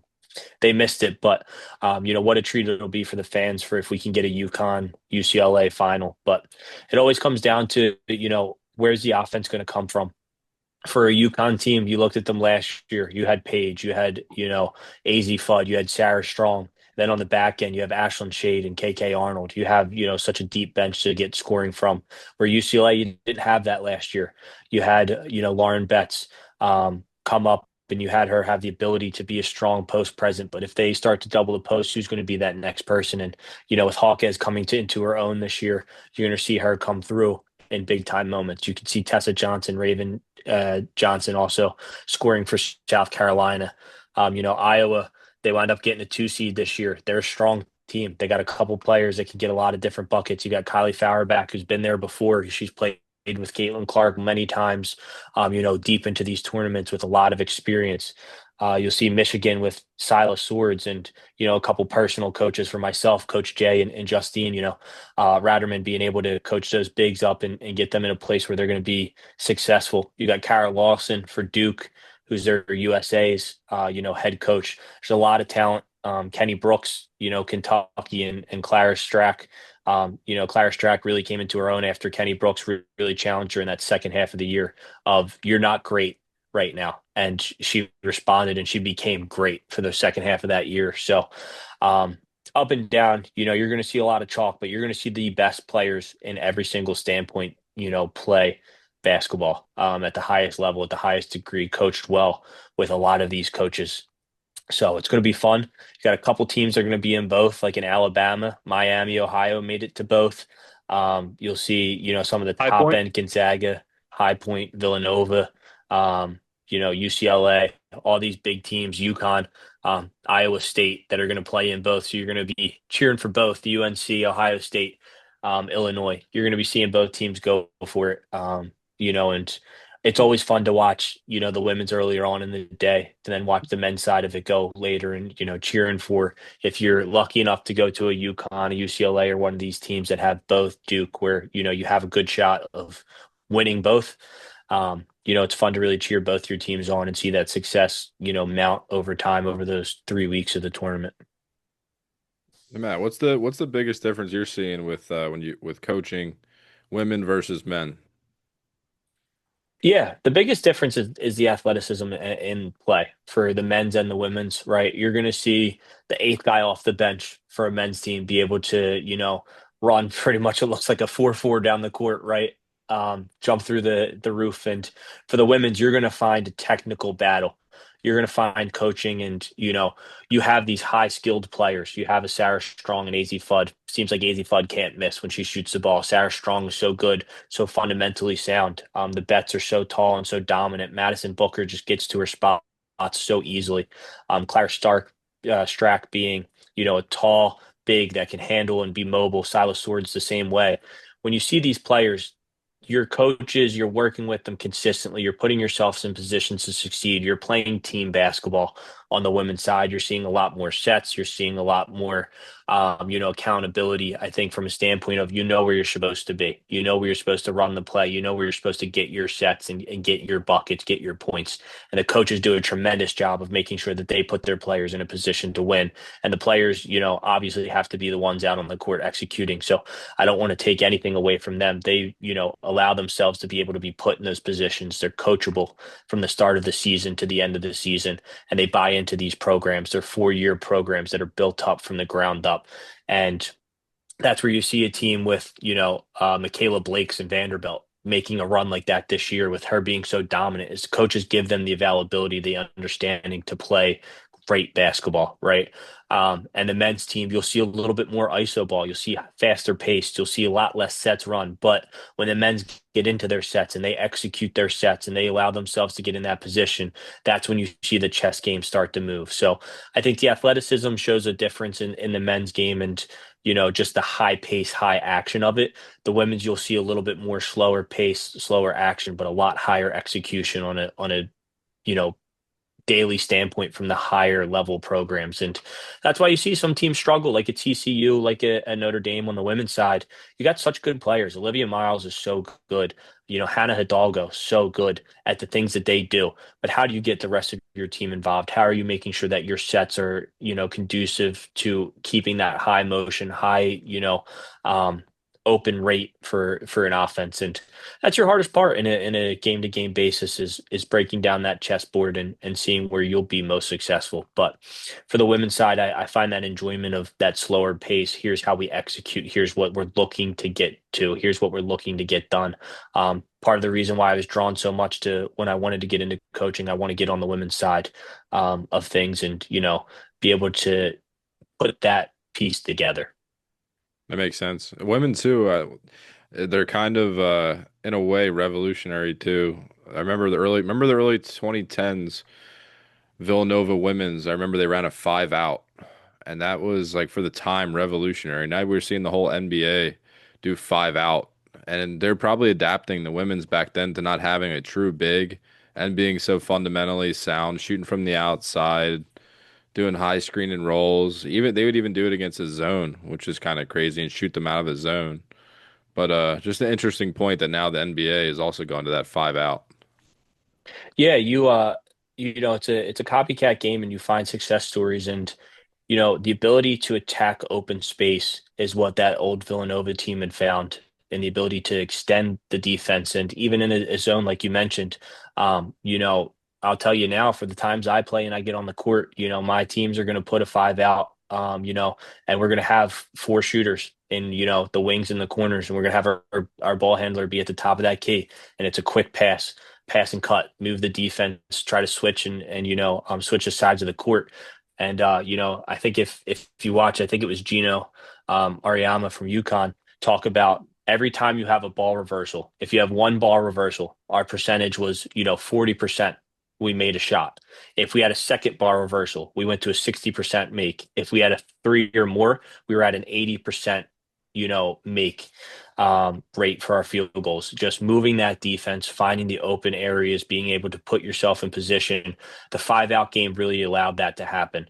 You play that high pick and roll against a man in a 5-out. The corners don't really have too much. If they overhelp and they overextend their help, now you got to drive and kick to a wide open shooter in the corner. If your wing tries to drop down and they don't rotate well enough after, that's an extra pass to your wing for an open shot.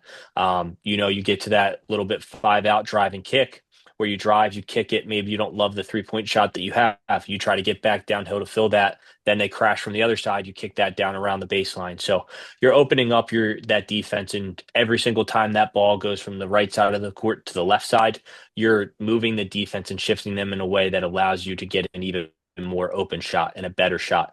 And a lot of times you'll see men take a lot of bad shots and make a lot of bad shots. Same thing you'll see on the women's side. You'll see a lot of shot making at high degrees, high levels, but you'll see them get it in the flow of their offense a little bit more than you might see with we were talking about Walter Clayton on the men's side last year. It seems like he would just throw up any shot he wanted to and it went in, right? You see a Steph Curry in the NBA now and all the kids that try to be like him. The issue with that is you're not finding it in the offense. You're not finding it in your flow. You're disrupting your offensive flow by taking a side step three or step back three, James Harden, instead of for getting example. that ball down. He's the one who, got that step back going. When you make it and you have the efficiency of a James Harden, you have the efficiency of a Walter Clayton, a Steph Curry. Not that they all belong in the same conversation, but when you see that kind of high level shot making, like you saw from them at times in their careers, it opens up the court, and also you allow them to play with that little bit longer of a leash. But when you see it on a grand stage of the women's side of here's a set shot, here's how I get you a set shot, here's how we get you open. You see the shot making just at a higher level, and you see the consistency of getting your teammates open. And it translates for the entirety of a game and the entirety of a tournament.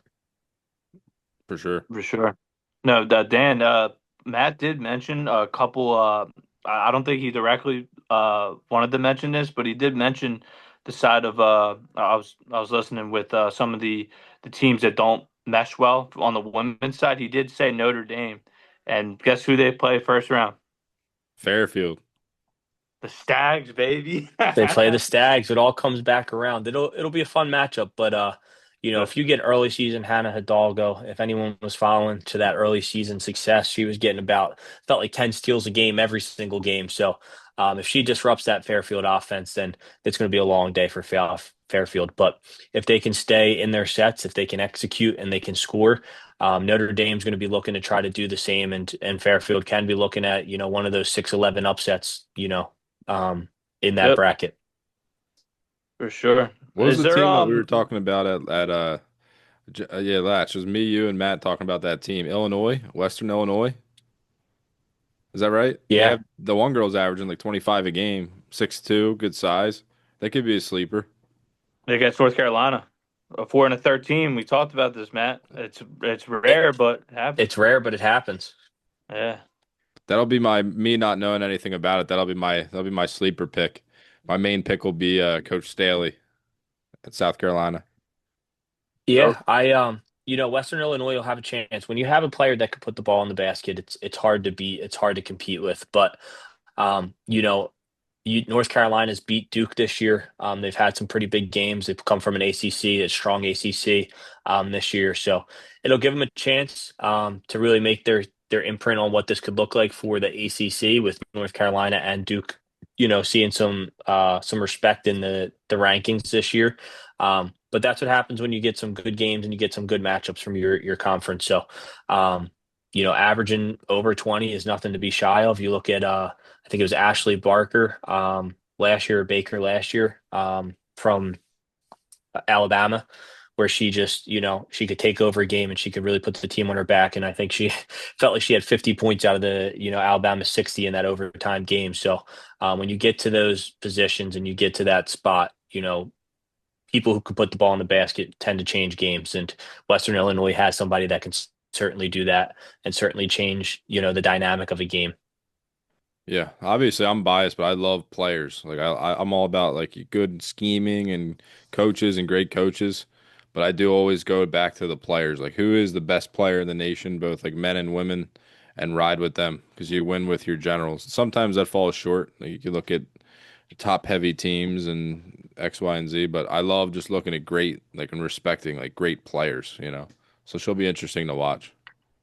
Absolutely. And, the great thing about the WNCAA is, they do a tremendous job of making sure their stars are in the forefront of all of these games, all of these matchups. And, it's something that, we always talk about me, loving the WNBA and looking at that is, how does the WNBA emulate that? Because Juju Watkins, Caitlin Clark, Azzi Fudd, Paige Beckers, Angel the Reese. Lauren Betts, Angel Reese, Raven Johnson, Flau'jae Johnson, Tessa Johnson, Aaliyah Boston, like all of these great players that had the ability to really be on the forefront of these stages. You see, Aaliyah Boston is one of my favorite players in the WNBA. Just the way she presents herself, the way she goes about her business, the way she conducts an offense from the, high post, low post, high pick and roll area to the mid range shot to adding a three in the WNBA with a little bit more consistency than she had in college.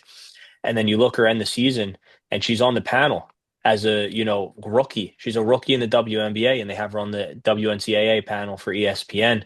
You see her on there and the professionalism and the personableness that she shows and exuberates on the live cast there with ESPN was just so awesome for me to see from watching her as a player to, be still being a WNBA player, but becoming that professional adult that she wants to be on the side of just being a player was awesome. And you see the WNCAA does a great job of putting their stars on display consistently and making sure that they keep them around and intrigued. And it was sad to see them break up that team that they had last year with I think it was like Kate Nichols, Andrea Carter, Chiney Agumake, for their women's bracket analysis.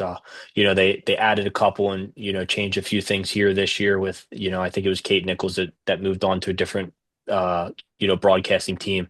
But they had so much fun and so much in-depth analysis. And Andrea Carter and Chine Agumake just do such a great job of breaking down the women's game. And, they're national champions in their own rights and they're, three-time or more visitors of the WNCAA tournament, so they have such a great understanding and knowledge of the game. Who's both of your winners for the women's bracket? You go I first, Cruz. think I think you're going to see UConn versus South Carolina, and you're going to see Texas versus UCLA in your Final Four. I'm going to go with the chalk of it, and I'm going to take the one versus the number two overall net rankings. You're going to see UConn versus UCLA, and I'm going to take UConn beating UCLA. I think UCLA has such a great team this year. I think AZ Fudd's shot making ability and Sarah Strong's just ability to open up the court. Her versatility to shoot from the mid range, the three, to get downhill, dribble, high pick and roll with AZ Fudd, KK Arnold speed, Ashland Shade speed on defense is just going to overpower UCLA in that championship. But Lauren Betts' height, Hawkes' ability to score the ball is going to keep them in the game to the end. So I think, that Final Four, that championship matchup, and some of those Elite Eight matchups that you're going to see this year are going to be really close, really fun games. UConn getting the number one overall seed didn't necessarily help them too much. I see Illinois on their side of their bracket. I see Vanderbilt with Michaela Blakes, who's been playing tremendous on their side of the bracket. Iowa State with Audie Crooks and Kenzie Hare transfer from Marquette after my what would have been my fifth year. Her freshman year after she transferred out, went over there, can make any open three you give her, so you can't give her too much space. They're going to have some fun games ahead. So there's a lot to be hopeful for. There's a lot to look into, and a lot that is going to come down to it. LSU is going to get UCLA in the Elite Eight. Michigan's going to get Texas in the Elite Eight if both of them make it. So you're going to get some really, really good matchups. But I'm going to go UConn over UCLA in that championship. How about you, Latch? I'm gonna go with South Carolina, man. I just think obviously I think South Carolina's been up there every year. I think this is the year that they finally get it done. I'm gonna stay with Cruz, and I think UCLA is also gonna get in there, but I think South Carolina's gonna upset UConn, um, and then get it done this year for sure. It's crazy calling it an upset with getting all the number one seeds in there, but that's just how dominant UConn was this year. Yeah, Being undefeated and getting to that point, you're going to have a three-loss South Carolina, which seems unreasonable for them to get to three losses. It's sure. something that you don't see with USC, South Carolina, that being on a year-to-year basis.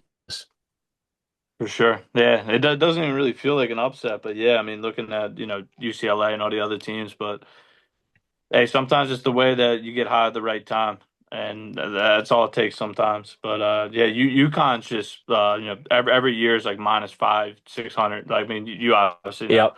winning it every year. Yep. So They're so good. They're so well coached. But you choosing South Carolina takes me back to the LSU game when LSU's playing South Carolina, and Kim Mulkey's literally looking at her bench and asking who can guard Tessa Johnson, who wants to play defense. Like sometimes that's what it is. And if South Carolina or UConn doesn't find that person to play defense against a Tessa Johnson, or South Carolina doesn't find that person to play defense against an AZ Fudd or a Sarah Strong, that's what makes a difference in a game, right? Like we were talking about, execution is so key and so vital for these players. It's the defensive and offensive side. How do you keep yourself in the game? How do you keep the other team at bay? And it's got to be stopping their best players and forcing others to beat you. And you'll see, it'll be game by game where you watch that chess match.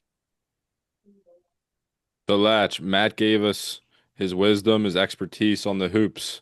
Now you got to take a look at both the men's and the women's and mhm. give your locks for March Madness this year. You just say like in general, just You got to do, let's say, men's and women's. We'll give one lock and then one Cinderella bet. yeah. You're just saying Preach. like any type. Any type. You're the expert in betting. All right, so I'm gonna go first hand and say Penn. Penn on the money line, first round upset. Yeah, over Illinois. Okay. Women's side, I'm gonna go Fairfield Stags over Notre Dame. I like it. I like it. The Stags are due, baby, and we got it this year, man. Maybe 3 years ago would have been nice, but I think I think Stags are gonna get it done. And then overall, you just said like overall like what I think of the whole tournament. Whatever you like. Yeah, I like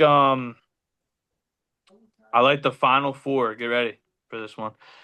It's going to be Duke, Michigan, Arizona. Wait, I said Duke, Michigan, Arizona. Hmm. Uh, Duke, You Michigan. got Florida, Houston, Oh, Houston, Texas Houston, A&M. You got Houston. Houston beating Florida. Yeah, I think Houston's going to beat Florida. That was the national championship last year. I think Houston's going to get them on a get back in the Elite Eight for sure. So that's my That's final. awesome.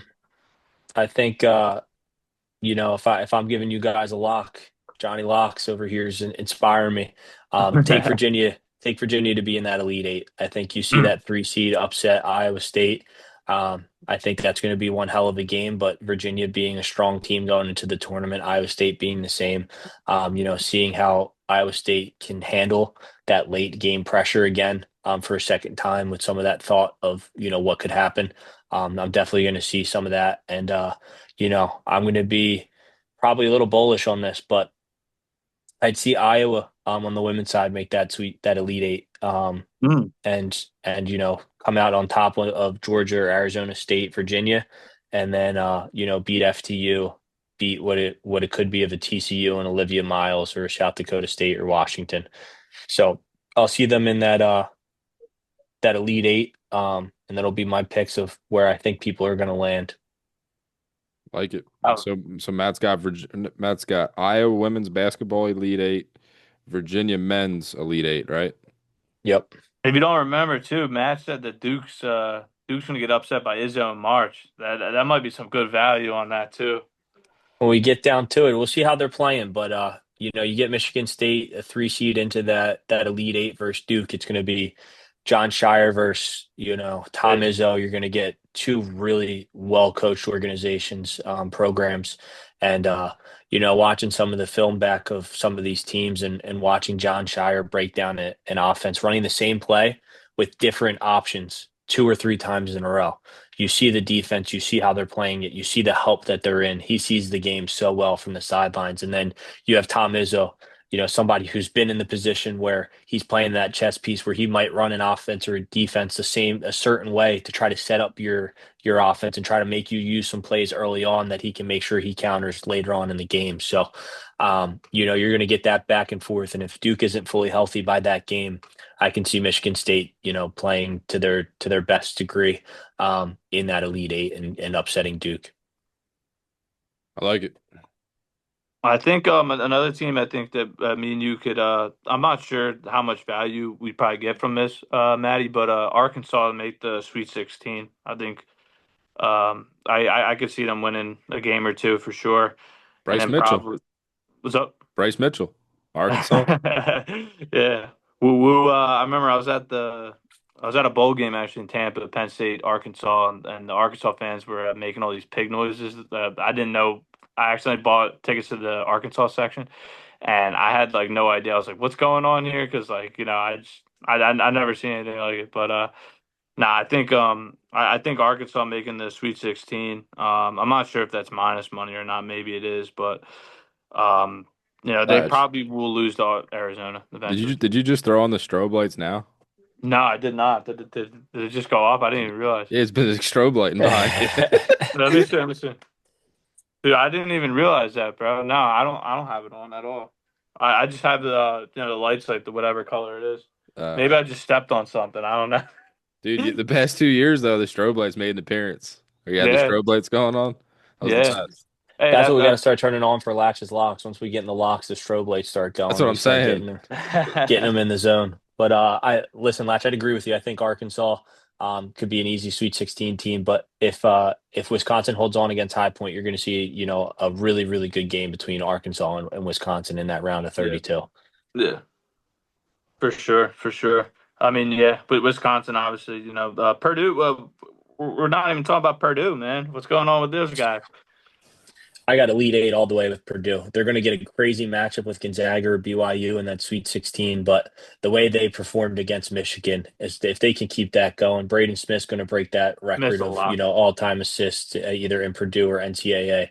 He's going to beat that in the first round when he probably drops 15 assists against Queens and then is out of there with 15 minutes left in the second half. But they're going to get a great matchup. It's either going to be AJ DeBonsa or you're going to get Gonzaga's, powerful lineup against them in the Sweet 16. But if they do what they normally do, and Lawyer's hitting his shots and Braden's hitting his shots, and they're getting the high pick and roll going downhill, opening up that three, the little dish off, getting Braden Smith to the basket, they're going to be a hard team to beat, even for Arizona later in that bracket in the West. For sure. Dan, this is year 3 of Latch Madness, man. So I think in honor, I think we got to do a tree leg parlay. I like it. For all the fellas out there, a 3-leg parlay could be whatever you guys like. I'll start it off obviously with Maddie since he's our guest here. 3-leg parlay could be whatever you like, man. Yeah, I love that tree leg parlay we're gonna get ourselves into here, but I'm gonna take let's go Vanderbilt making the Sweet 16, beating Nebraska or Troy. We'll take that as a leg. Um, You're saying what do you call it? The men's or the women's? the men's here. We'll start on the men's side. We'll take Vanderbilt hitting that Sweet 16 mark. Winning 2 games for us. I'll take Iowa State hitting that Sweet 16 mark. I'm looking for another one, try to add some value to these boys, see where we can go.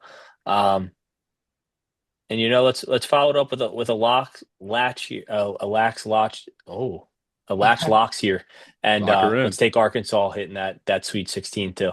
All right, got it. You got Vanderbilt, Iowa, Arkansas, All hitting that Sweet 16 mark. 16. What's your tree legger? What's my tree leg? Tree legger. Dude, this could be generational. To be honest with you, I'm gonna go the craziest way here possible.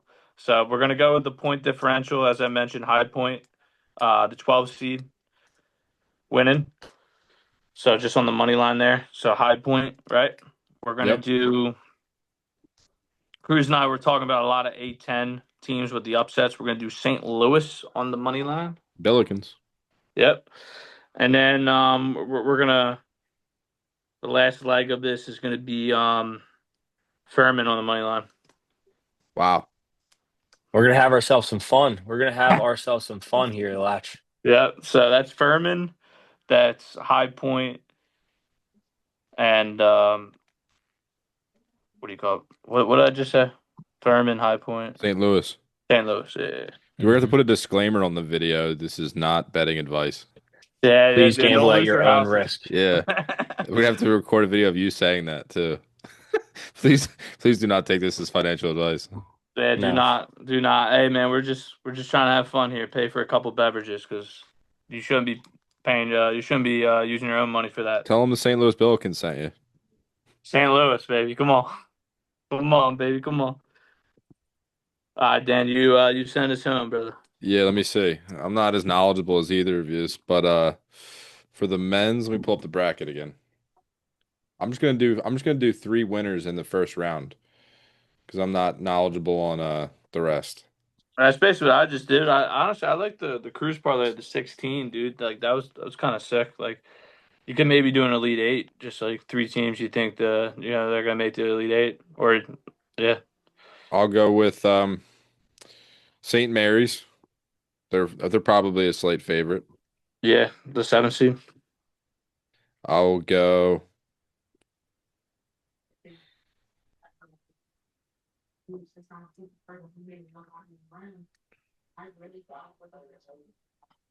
I'll go Penn for the culture, 10. TJ Powers, 20 plus. and we'll go. Might have to hit up our boys from Jersey for that one, man. We can't even wager that, unfortunately. $1 million man, my man Chris. I know he's gonna be watching this. You gotta help us out, man. And we'll go High Point. High Point, okay. So St. Mary's, High Point, and Penn all win the first round. Okay. Probably There we some juice to that one. Yeah, for sure. It's very similar to mine. I just have the St. Louis and Furman. Dude, if I'm there and Furman wins, dude, I might have to run on the court. You might get tackled, and you better hope they win, so that way you can pay the fines. But I wouldn't advise that. I wouldn't Dude, advise that. that'd be on. Nah, I mean, I'm kidding, but dude, that'd be like crazy, man. That'd be like the craziest like upset I think like you would see in person. Like I don't know if you guys have seen any upsets. I mean, watching that 22 Phillies run was definitely insane, but that's honestly Absolutely. all I really have of seeing upsets. Yeah, last time I made it to the tournament was actually Seth Curry at Duke. I watched Seth Curry and Duke win their first round. So it was a fun time. It was a good time. But that was the last time I've made it to a March Madness game. So the Hey, ability to watch Virginia versus Wright State and Tennessee versus whoever SMU or Miami, Ohio makes it out.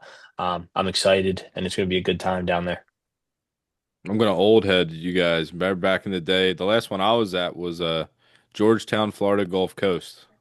you were at that game? Yeah, Wow. Talk about a good upset to see. I know. Man, There was two games that day, but that's the only game I remember at Wells Fargo. It was You know, Wachovia it's Center back crazy. then. That was the same Duke year, I believe, too. Was it? Yeah. I believe so. I think that was all the Philly teams or Philly games that year. I don't know what the other two, and I don't know if it was split sessions, but Florida Gulf Coast was in that the same year I think Duke was. Yeah, I forget the nickname they had for Florida Gulf Coast, but Lob City, I believe it Lob was. City. Yeah, like 2010 maybe. really, they were Lob City. Like, did they copy like Chris Paul on them, or did Chris Paul copy them? They were Chris Dunk Paul. City. They Dunk were City. dumpster. Yeah. They were Dunk City. Yeah, 'cause that was like B. Griff and what was his face? Andre Jordan, right? That was a 15-2 upset. 15 seeded Florida Gulf Coast upsets to Georgetown. Who was on 2013. Georgetown? Who was the big player on Georgetown?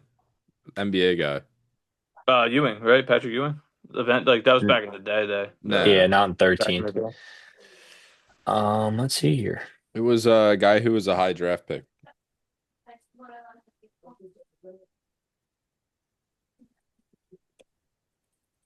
No, damn. What do you call it? So that was a 15 going against the second seed. I think so. I remember I That's got a free Furman. ticket through PAL or something, and I went to the game. That's I mean Furman's the 15 seed going against the 2 seed in UConn. I like it. Yeah.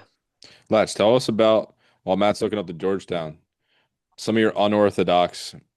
Like obviously you can look into the games and the players, but you mentioned in the last two Latch Madnesses where you see a trend that has no relation and you somehow find a relation to a bet.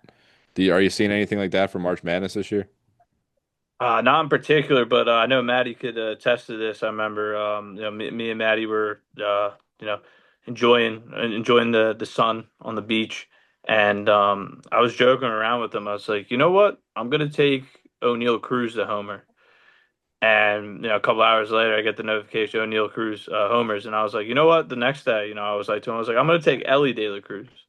So I took like the two like Cruz brothers or not brothers, the two Cruz like players for MLB, and they made me like 25 usually the wager. So I made like 250 in like 2 days, just parlaying the Cruz guys. It's pretty sick. Can't go wrong. Can't go Yeah. wrong. And it was Otto Porter Jr. at that Otto time. Porter Jr. Wow. Remember, he was the third Yep. pick. Yeah. Otto Porter Jr. Yeah, he was drafted high. Remember what team by Latch? Wizards, right? That's Washington. right. Wizards. Yeah. Yeah, dude, Washington was supposed to be that team, man. Back in the day, they just never really panned out with John Wall and Bradley Beal, and it's a shame, man. But hey, maybe Trey Young, maybe Trey Young's the guy over there. I don't know. Yeah. All right, I got one fun thing for each of you to wrap it up. Give me your top five. If you had you have to put together a lineup: point guard, shooting guard, small forward. Well, starting five, and you can Hmm. pick a six man of your all-time March Madness lineup. So their Hmm. performance in March Madness. Who would you say? We'll start with Cruz. Um, it's a crazy one to even think about. Off the Yeah, dome. Um, I'm like, I oh, think, for my point guard, I'm gonna take Trey Burke. I think his run with Michigan was unbelievable. At the time he did it, at the It's a great size he one. did it to run as the point guard. I'm gonna shoot the lights out here with my backcourt, and I'm gonna take Steph Curry at Davidson. I'm gonna give up some size and give up some defensive ability at the point guard position, and I'll pick it up at the three guard, and I'm gonna take Justice Winslow to really just be that kind of lockdown defender on the team to really keep that defense whole, to keep that defense grounded. Um, For the 4 and the 5, that's where you get a little bit difficult. The 5 seed, I'm thinking like a Jahlil Okafor of those times at Duke. He was just unstoppable. Really a force before you could. He beat that Kentucky team with some of those greats with Boogie Cousins and AD around those times. He was looking as the best big at that time. You could look at Kansas and the way Joel was playing before he broke his foot. You could look at Andrew Wiggins to stretch him to a 4 to try to give some more size to you. Um, but you could go anyway. I think I'll take Jalil at the 4 to keep some offense, keep some some defensive minded. Back then he could really stop and play those positions. And I'm trying to stay away from Duke heavy, so I don't think I'll go Zion at the 4 there, and leave Jalil at the 5. But looking at some Frank Kaminsky's out there. Frank the Tank was playing well with Wisconsin. You look at Purdue, the recent years of Zach Edey to build up some of that big. You can look at, last year, Cooper Flagg, his ability to play. CJ Uzan, if, get a 6-man, his ability to make it and shoot it.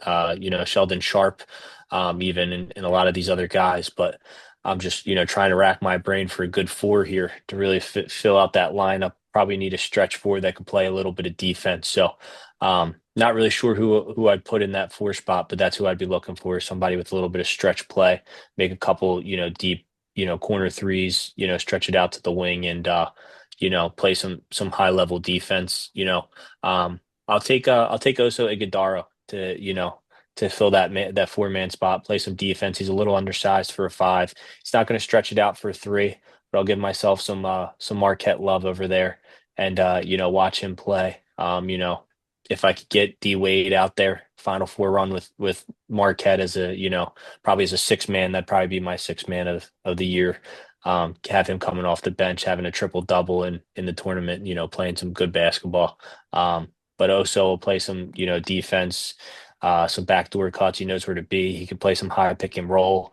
He could bring up the ball at times. You could play a really good high low with him and Jahlil Okafor, getting him to come up to the nail and find a Jalil at the bottom. Justice Winslow is going to play some defense for you, guard the best player on the other team. And Steph and Trey Burke are just going to put the ball in the basket. And then you're going to, get downhill and get to the basket after you take some of the bigs out and you play with D Wade. I like it. It's a great lineup. How about you, Latch? You got to go. Like for me personally, I just think you got to go with Cruz mentioned Duke. You got to go with Kyrie Irving, man. Just one of the best ball distributors of all time. I would have him obviously as the point guard. Okay.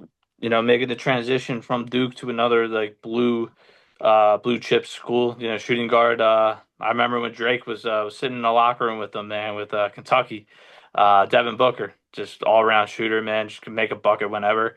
You got to go with Kyrie and Devin Booker. I feel like if the 2 would be insane. And you obviously go the forward position. You can go a lot of guys. Cooper Flagg, I felt like last year you mentioned Duke. One of the best players to ever do it. But I feel like looking from a broad standpoint of someone that was clutch. And I know Cruz mentioned Dwayne Wade from that '03 draft. I would have to roll with Big Mello Anthony with Syracuse, man, back in Can't go '03. wrong. Yeah. So you go Carmelo Anthony at the 3, right? And then you're going to your 4 and someone that could. I know you picked Justice Winslow, the guy that could play a lot of defense. Melo doesn't really play that. He doesn't really play defense. He never really did, honestly, in his career. But you got to kind of go with a defensive, like minded guy. So I would go obviously with. I guess you could say he's a center, but Boogie Cousins back in the day in Kentucky, and then Anthony Davis wrapping it up at the center position. I mean, you can have like AD at the 4 and Boogie at the 5, but 6-man though, you got to go with my man Dante DiVincenzo in that Hey, 2018 run. Man, he was unbelievable for Unbelievable. Villanova. So I'm gonna that'd be my. get. There's a lot of old school, like all time greats. You could say, like it wouldn't be that fun though. Like Wilt in Kansas, Bill Russell, San Francisco, Yeah. Jordan, UNC, Bird, Magic. But We were certainly prisoners of the moment here. yeah, we're just doing fun lineups. Like if I go fun lineup, I would go my point, Scotty Reynolds, Villanova. I was thinking that. Yep, that was my favorite era of basketball when I grew up, and Scotty Reynolds was the man.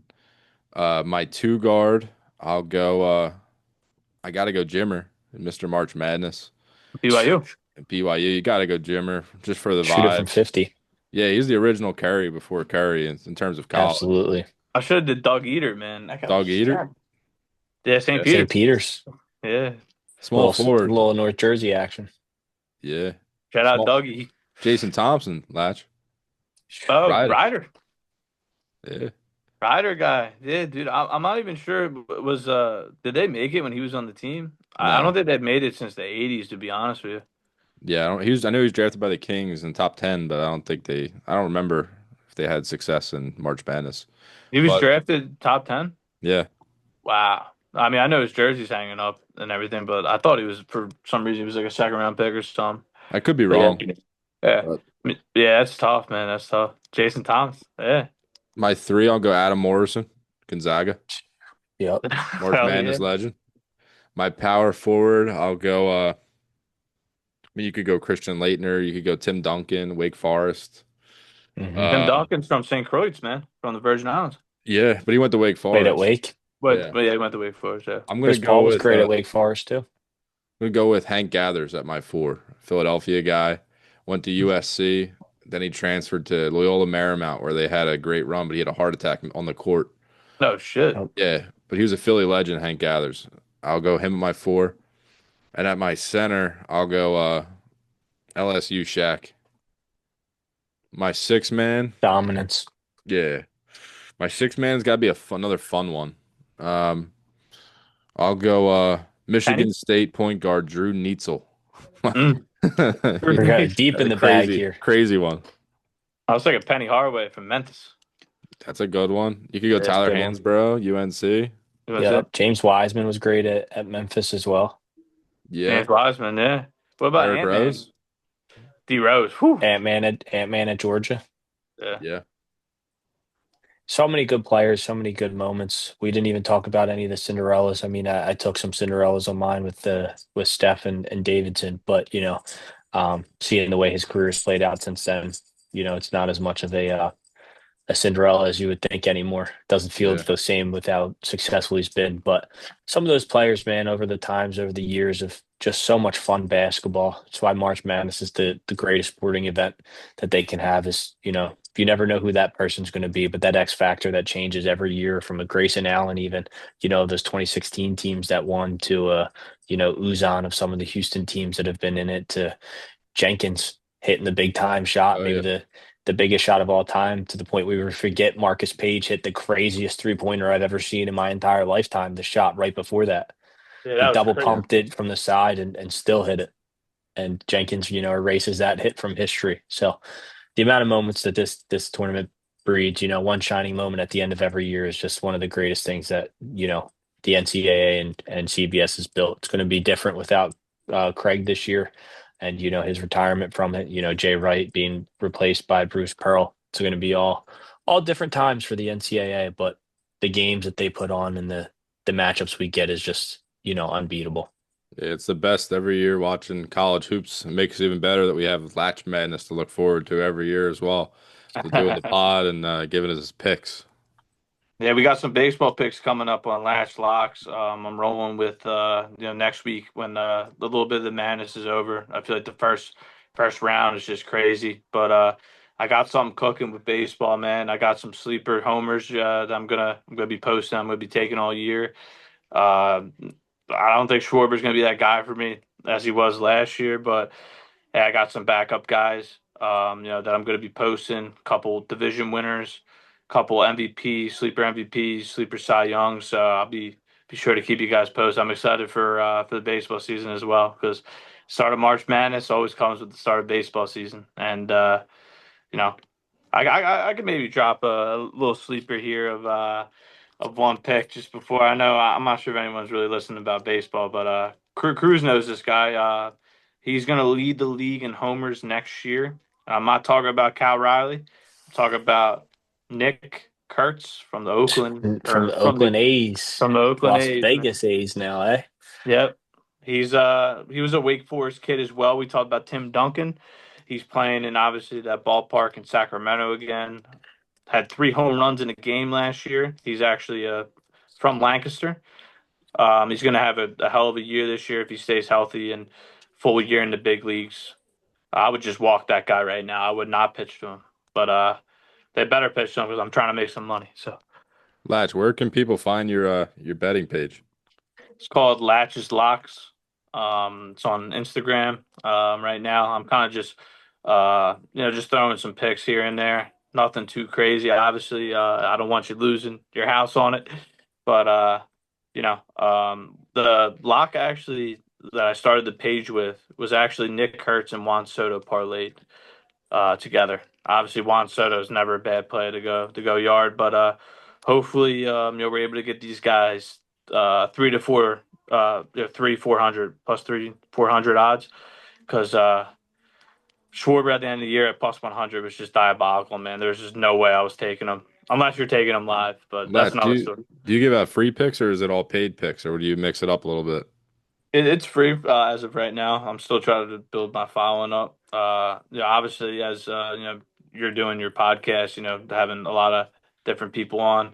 You got guys like Cruz that are kind of, they got different things that they're doing, like on the, doing different things. For me, right now, it's not about a money standpoint. It's more about just kind of just getting well known in that space for sure. Um, so I'm just trying to get more well known and just trying to just build my name as not only the guy that does March Madness, but I'm trying to do every sport. I try to talk to everyone. I even made a couple of money on the Oscars the other night. I was actually blessed to I took Chalamet to not win an award, and obviously Michael B. Jordan. So I made a couple bucks on the Oscars the other night. So that was good. Obviously, some money that I made there that I'm going to be putting towards some of the bets that we talked about, and just some of the obviously some of the brackets I'm in for Any sure. any other non-sports bets that you're going to be looking to post or that you're looking to get into? You're saying non-sports? Yeah, like some of your non-sports betting that you've been getting into, like anyone you see there, like in the market in the Kalshi or anything like that? Dude, I don't even have Kalshi, so the DraftKings and FanDuel did like they gave you a free 25 or whatever if you put $10 in. So that's kind of why I did the Oscars. Oh, okay. I really didn't know really that much about it. I talked to some people that were more along the lines of, had the information, or not had the information, but just were more knowledgeable of that subject. That kind of gave me the info there. So kind of, it's an advice game too. Like golf, for example, I made money on Cam Young on the tournament the other day, and that was because I had a good friend of mine who's follows the locks page that gave me a couple of guys he thought it was Elberg, Cam Young, and I think it was like Justin Thomas or something. Three of those guys ended up being in the top 10 or whatever. But just people that follow the locks page, it's not even necessarily me really, man. It's just people sometimes just hit me up and say like, "Yo, I really like this guy," So or this or that. you're saying you have inside information then? No, I do not. I'm just saying it's people that follow my page that Okay. are pretty sharp bettors themselves that kind of specialize in different things. Um, that contact me and they just tell me about different things that they think. Or I had someone tell me they're putting $500 on McNeese. I mean, I'm not advising that. That's kind of. But hey, man, if you really think highly on McNeese to win, then roll with it. I guess. I mean, I don't really have that confidence to be doing that, or nor $500 that I want to lose right now. But Yeah, got um, to be smart and reasonable when you can. But yeah, but Any yeah. shout outs? Any shout outs, Matt? yeah, yeah, I got a shout out. Actually, I want to bring back the Oscars for a moment. Amy Madigan. I did take her. She won for her role in Weapons. She was the witch in Weapons, Marquette alum. So, getting the Marquette University on the board with a big time win in the first ever, Oscar in an actual role. First Oscar from since '95. So, getting the Marquette University alum back on the map with that win was a fun one to see for us. You went to Marquette too? That's crazy. I actually I think I was talking to my brother or someone about her and I was like I saw she was favorited, so I kind of just put like 15-20 bucks on it because it was just like free money that FanDuel gave me or whatever. And she won, which I was like, let's go. And then um let's just say I looked at the a little bit of the market, stock market today, and I kind of placed a couple dollars on a couple different things that are going to go down because right now it's not really the best. So I made a couple of extra bucks there, but You're sharp, bro. You have your eye on everything.